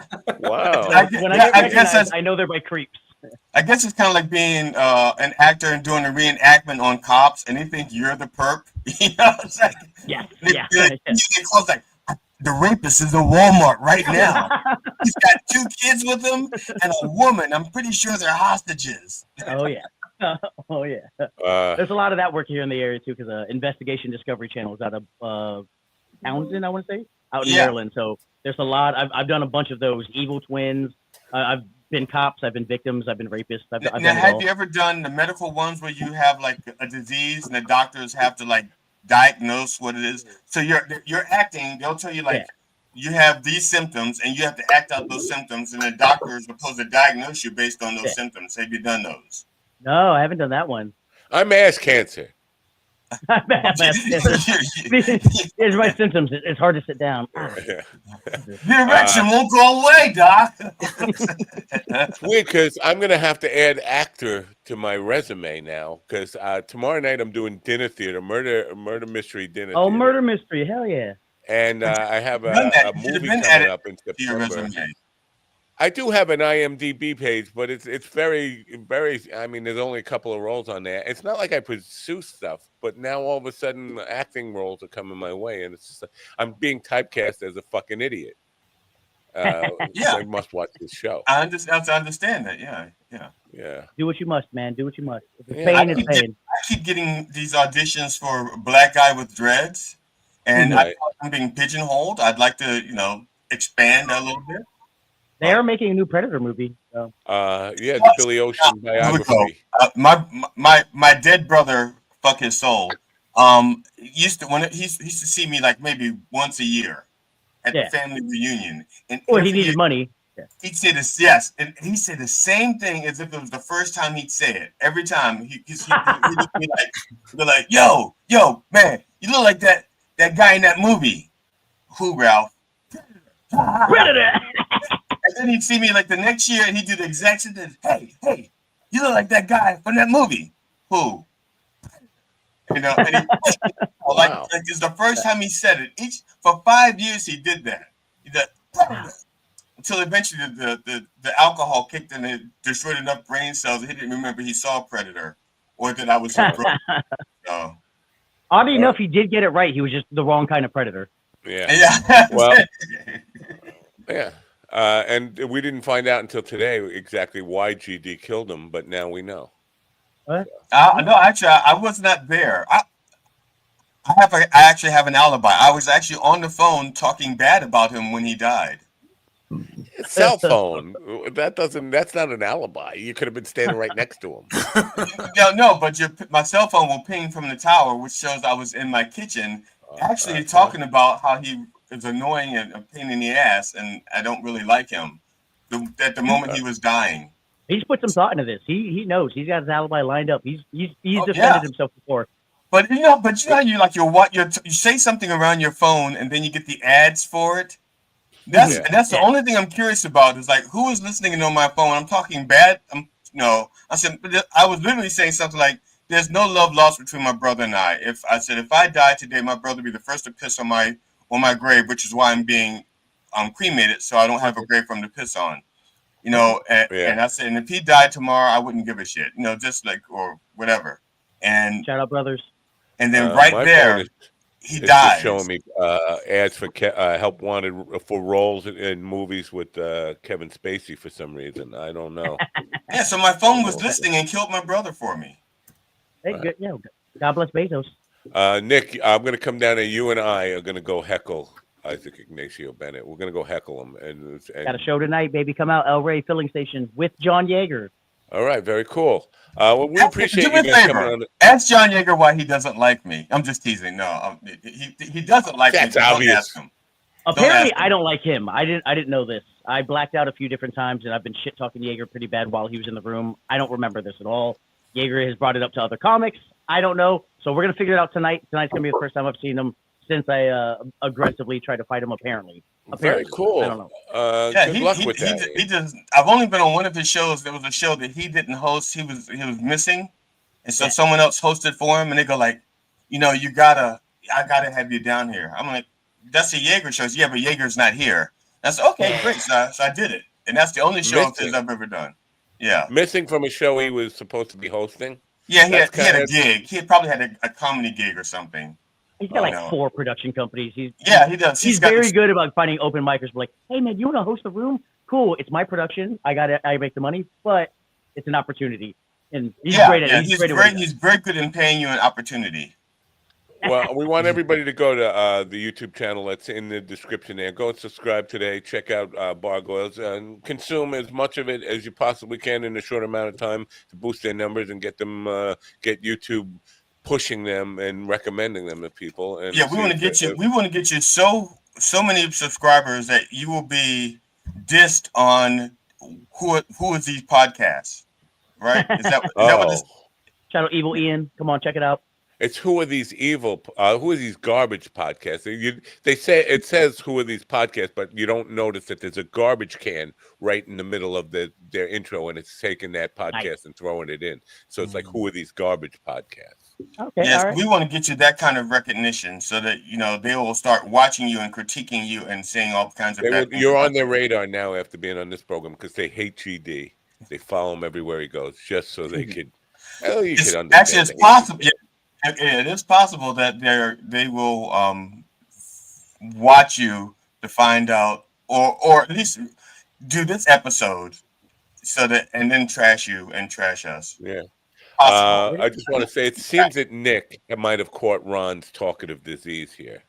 I'm just letting it flow, man. Just letting it flow.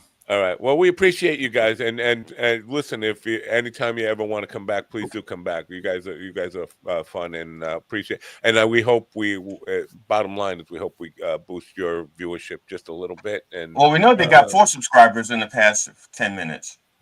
Oh, good. Hell yeah! All right. 3 from GD. One from Matt. Yeah. Have a great night and a great weekend, and do come back sometime. We appreciate it. Bargoyles, youtube.com/@thebargoyles. Thanks for being here, guys. Happy belated birthday, Hitler. We'll see you guys next time. All right, see you. Bye. The Bargoyles, folks. Isaac Ignacio Bennett and Corporate Nick. Ron, we didn't get a chance to say anything like hello to you. What's new? What have you? Where have you been? How's it? How are you enjoying the new job? I am actually. Yeah, it's not bad. It actually is nice because I have work to do, and it's a very low stress environment. And I want that. Where do I get a low stress environment? I need that. And it pays pretty well, so I like that. So is it interfering with your comedy at all? Have you? Nope. No, you're still doing the Mr. Tongues thing? Yep. Wow. Yeah, it's nice because it's like I just go in and do my 8 hours and that's it. Once I'm done for the day, I'm done. Wow. And it's like no emails, no on-call shit. Yeah, and it's actually helped me. It keeps me focused, believe it or not, because like during the day and stuff, when I'm working, it's like, well, I'm just kind of focused on that. And so it kind of keeps me level-headed. You only had about a year and a couple of months to get like a decivilized. No, it's different because I have done that, and it's different when you have to when you have like an entire day and try and focus your creativity. Believe me, it becomes harder for me. I get distracted and shit like that. So it's actually I'm beyond the point of no return with this kind of thing, because it's like every day when this show is done, my first order of duty is to go out and get fucking really stoned, and then from there it's just going to take a worse turn. I'm beyond the point of no return. I can't be helped. So yeah, good for you. I think you're right. It's important to get back in the game before you become like me. You become ostracized from civilization and humanity and just a fucking weed smoker. And here's the deal. I went to Weed World last night, as you saw the videos. I wasn't out of weed. I was foretelling the future that about a week from now I'm going to run out of weed, and I start panicking early. Like, wait a minute, I got to get to Weed World before it gets down to a day or two before I'm out of weed. This is my existence now. Not a good place to be. And plus, I'm gonna have the way I've been doing things comedy wise. I kind of restructured some things. My Fratelli show is going to have a summer break, which I'm very excited about. We're not going to do shows for June, July, or August, so I'm excited about that. I have a Laughing Stock produced show that I'm going to do July 4th weekend because there's an LA comic that's coming through, and she reached out to me, so I put together a show for her. Then I'm going to perform here and there. I got some stuff lined up. I'll be in Connecticut in June, going to Michigan in July. Still trying to figure out August, and I'm hoping to go visit LA and probably New Mexico this year again. Connecticut. What city in Connecticut are you going to be in? I'm going to be, the Mohegan Sun Casino? Oh, yeah. Wow. That's right across the town. At the Comics Roadhouse. Wow. There's lots of comedy going on there. This is my situation with them is that there's too many choices in comedy because they have many rooms. They have lounges and theaters, and if you have comedy going on in all of them, it's hard for the consumer to make a choice. And basically, if you get gambling, you're going to get in free anyway. If you're gambling enough, they're going to give you comp tickets.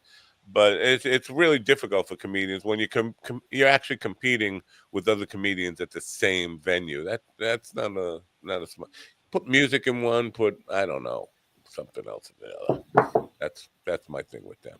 Anyway, good. You know what? Maybe if I can work it out, I'll come up to Connecticut and see you there. That's good. Okay, cool. Are you off Fridays? Is that why you're here today? Your Fridays are your own?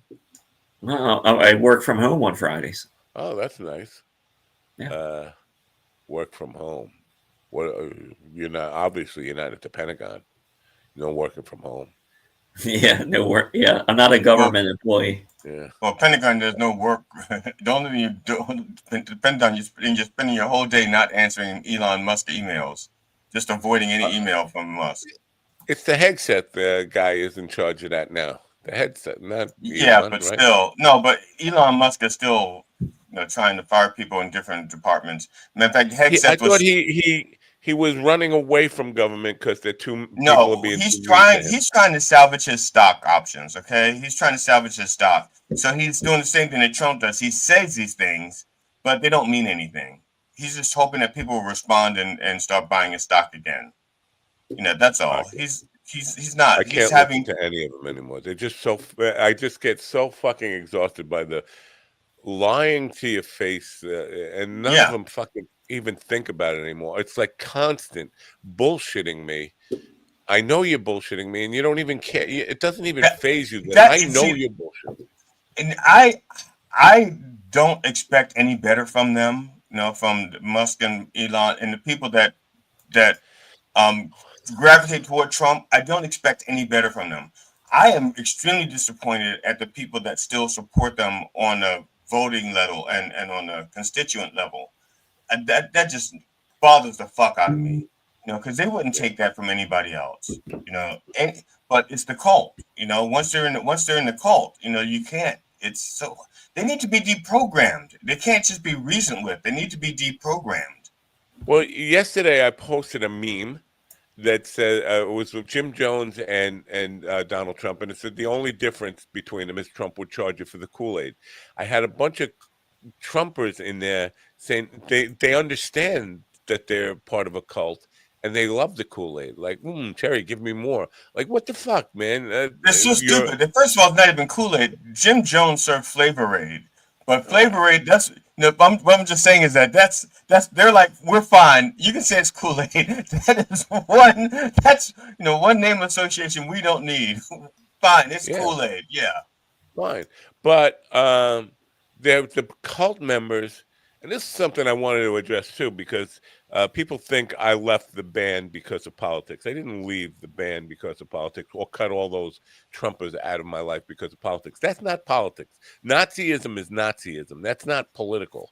That's just like good and bad, good and evil. Right. It's not about any policies or any of this stuff. But so it has to be said. My last conversation with Mikey was convincing him, not even convincing him, just getting him to admit that Trump is a Nazi. And basically, the argument I was making is a dog doesn't lie about who his owner is. Like if a dog will go to his owner knowing you can put them in the disguise, put them in the hood, the dog will always pick out his owner. Why do the Nazis gravitate towards Trump? Because they know he is their leader. And he said, yes, I know. I just like him. So you're admitting that you're a Nazi and you're following a Nazi and giving your support to a Nazi because you like him. That's the end of our relationship. We can't be friends anymore. There was a time, and young people may not know this, there was a time in America where we could all agree, whether you were Democrat, Republican, progressive, conservative, whatever, we could all agree that Nazis were bad. Now we've lost that, and there are people who want to believe, I just like him. He's a nice Nazi. I'm going to support. I like. He's my Nazi. And that's what when we talk about deprogramming them. People are happy to be in the cult. They're happy to be associated with that. There's no going back. So the reason I'm not with the band and the reason these people are not my friends anymore is not about policy. It's not about politics. It's about the hard line I had. And it's not like it's such a tough, hard line. No Nazis in my life. Is that too much to ask? No fucking Nazis. I think you're being picky. I think you're being petty when you say no Nazis. Not even like one or two. You know, like one of the good ones. Ava Braun, I would probably day. That's coming. Yeah, or who was Marlena Dietrich? I think she might have been a Nazi. I would have fucked her, but I wouldn't. I wouldn't let they're her both live. Dead too. Yeah, allegedly. But I wouldn't let her in Argentina.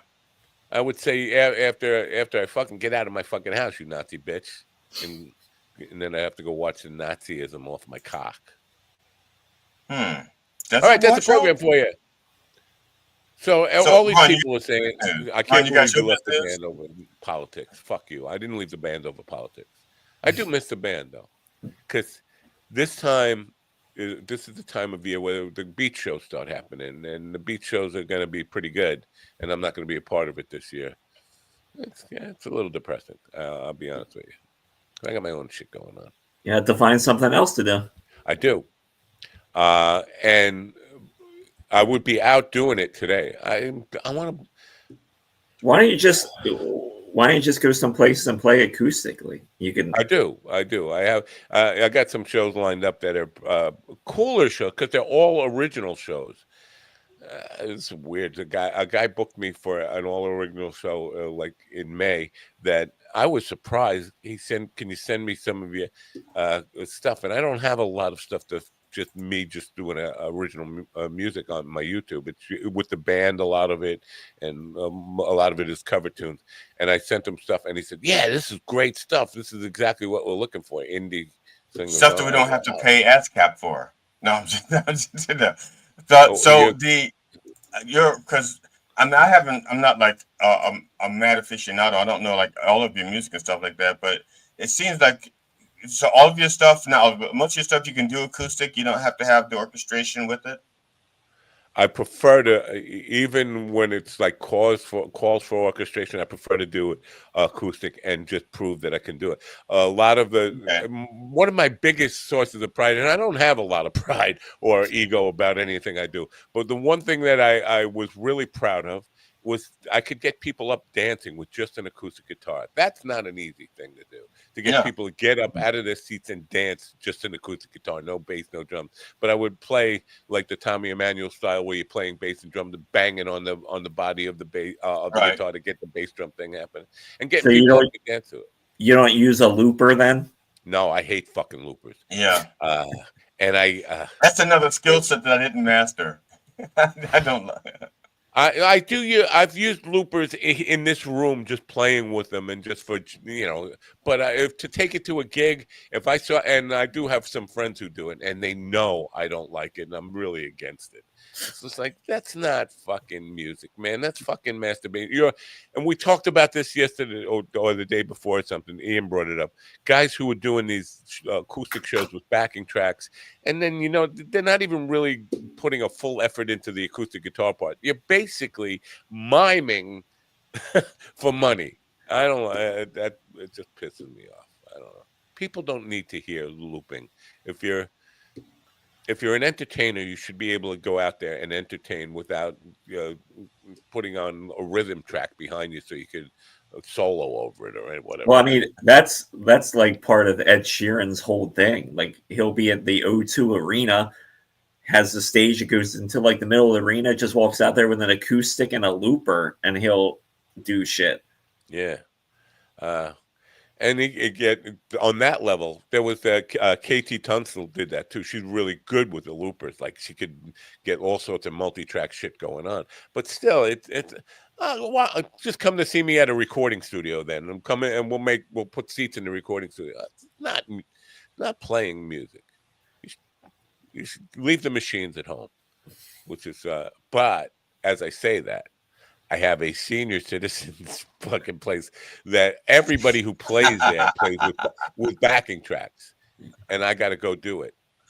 And like, have you ever been at a gig with someone with a looper and they're out of time?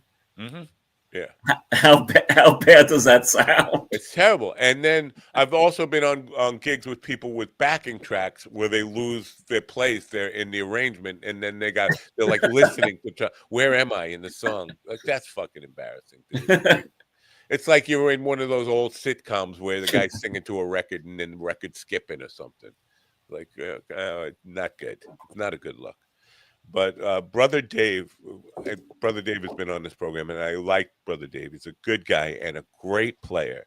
But the first time he played with us, it was a New Year's Eve gig, and he said, I'm opening up for you at this place. And he said, I want to know what songs you're doing so I don't do the same songs. And I said, listen, Dave, you don't know me, but I'm a dick. And I'm going to be a dick to you right now. Don't ever ask me for my set list. We don't work with a set list. And if you ask me again, I'm gonna quit the gig. And then the bar owner is gonna be pissed at you because I'm gonna tell him I quit the gig because of you. Don't ever ask me for a set list. This is against my fucking rules. I don't fucking use a set list. I'm never gonna use a set list. I don't want to fucking think about what songs I'm gonna play the night before. If you play one of my songs, I'm fine with it. And he goes, oh, okay. And then we go up to the gig, and we walk in to start. We're on after him, and I see he's doing the show with a looper, and he's doing songs that we do right away. And I'm like, I don't have a problem with that. And he kind of sees that I'm there. And then we go to set up, and Mikey asks him if he wants to sit in with us. And he brings up this huge pedal board.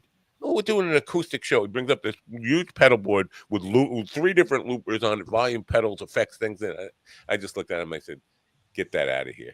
None. We're playing acoustic guitar.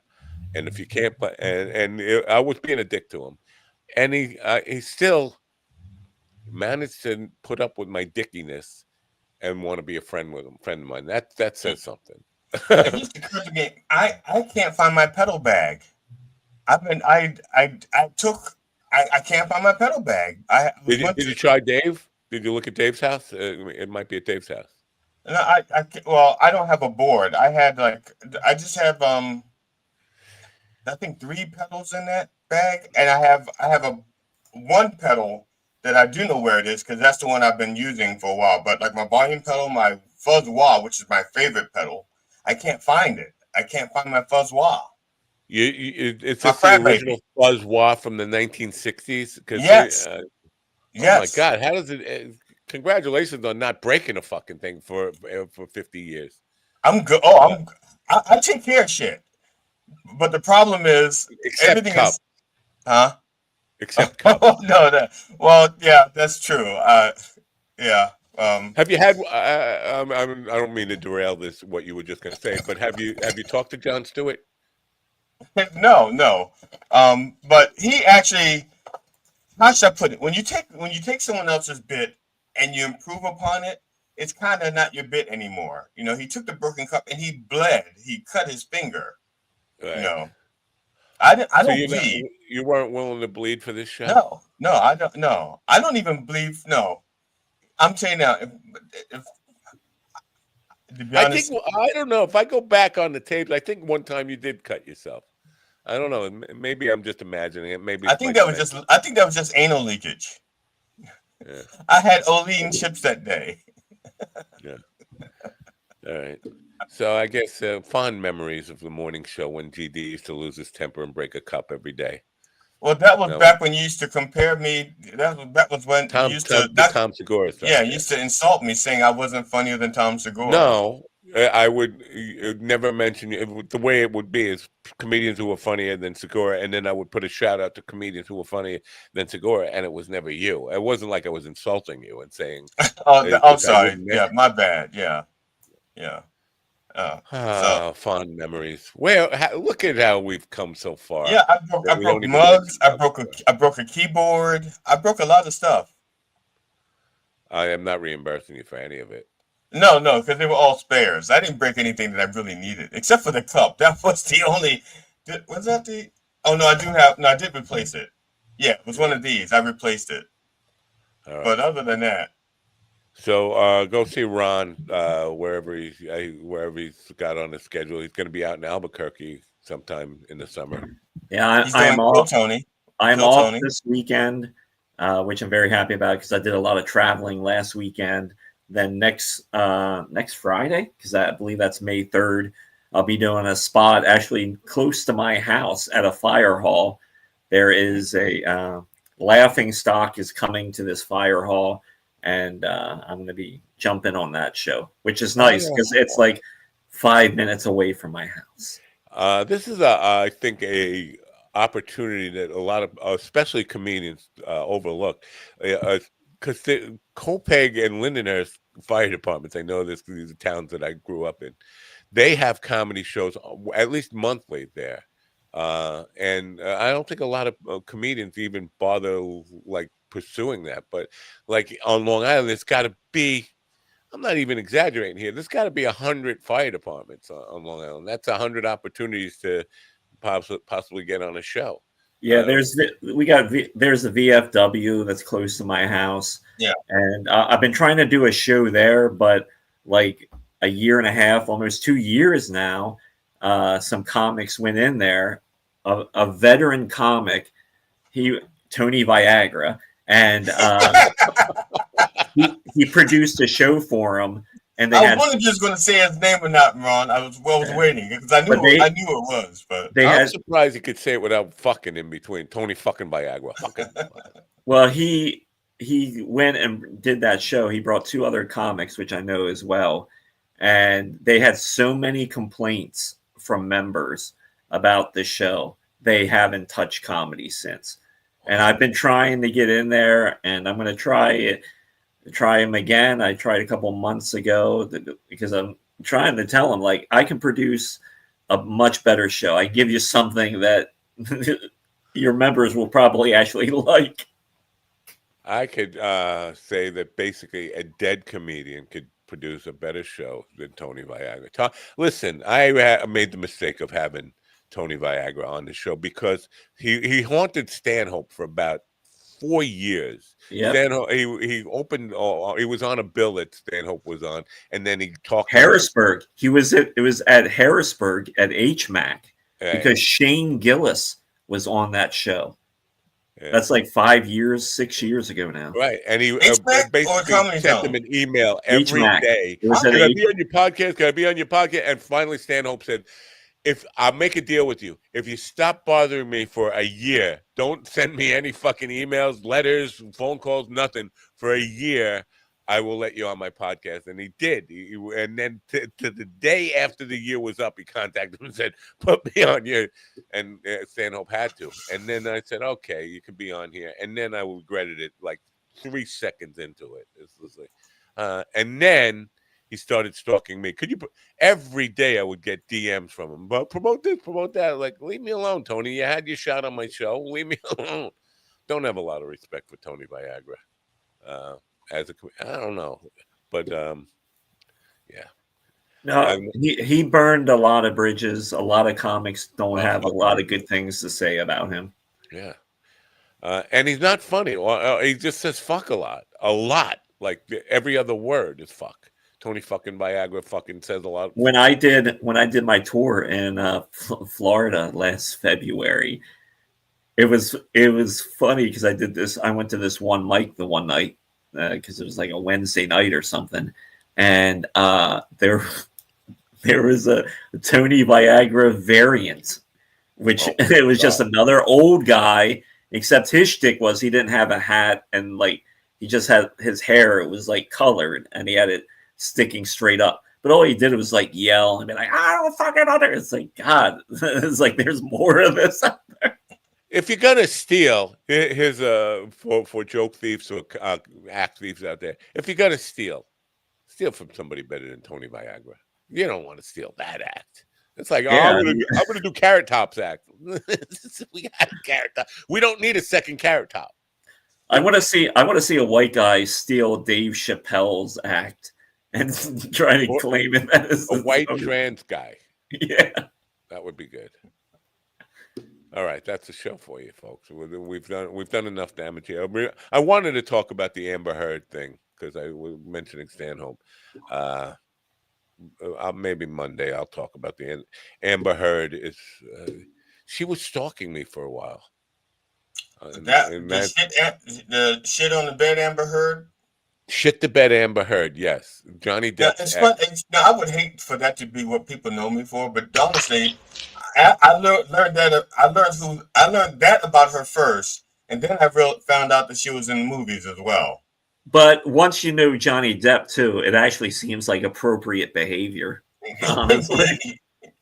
Yeah. Well, Stanhope and I'm going to say it now. We got a minute here. Stanhope and Johnny Depp were good friends, and when Stanhope book came out, No Encore for the Donkey, I had him back on the program. We were to talk about that book, and Amber Heard watched that program, and Stanhope said a few things that made her believe that me and Stanhope were like good buddies or something.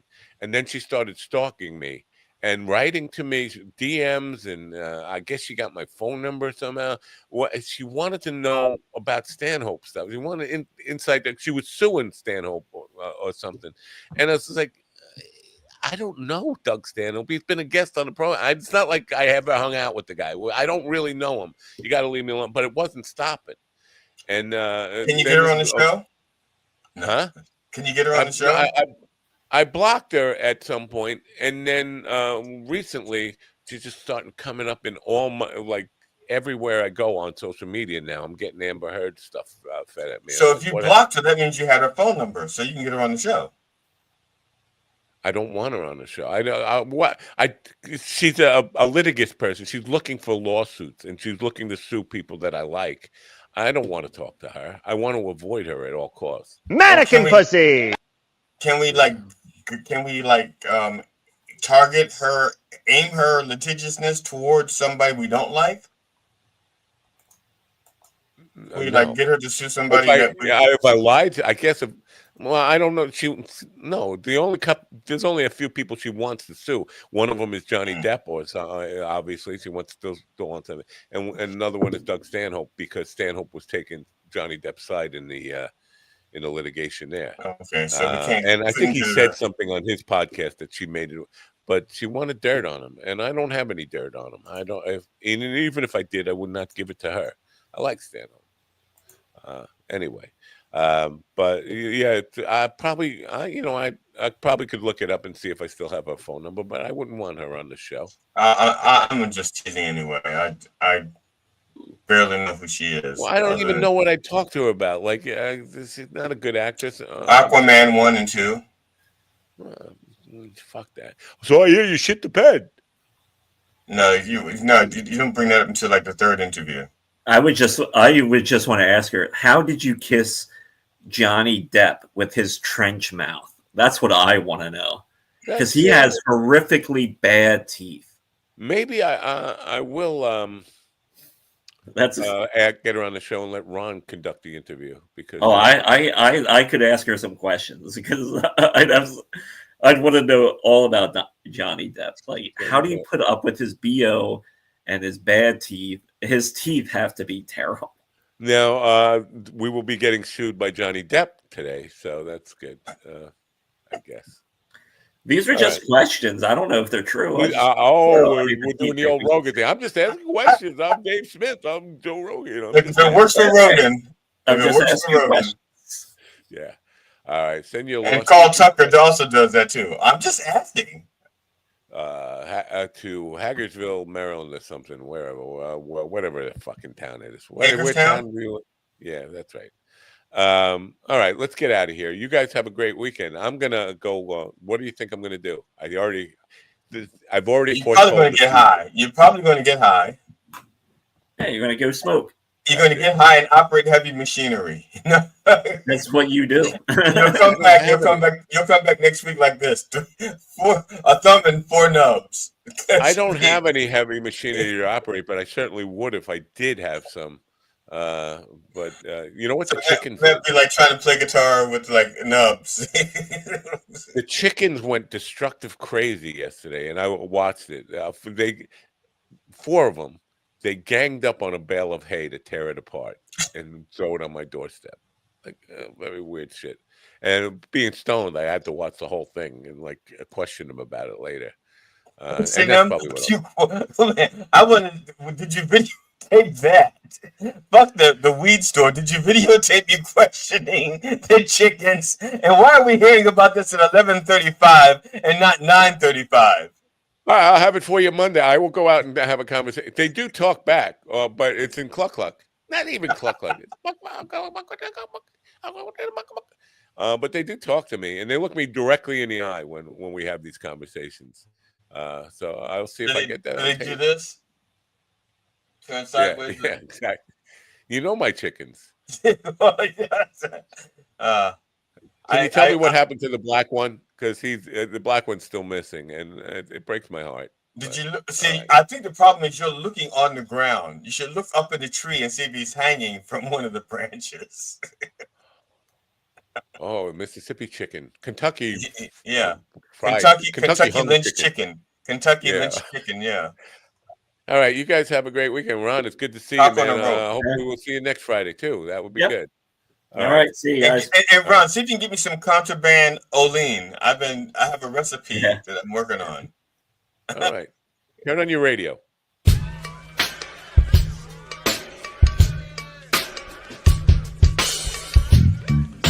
Finish inside me. Truth is, I'm right about all of it, and you know it. And a lot of that comes. Mannequin pussy.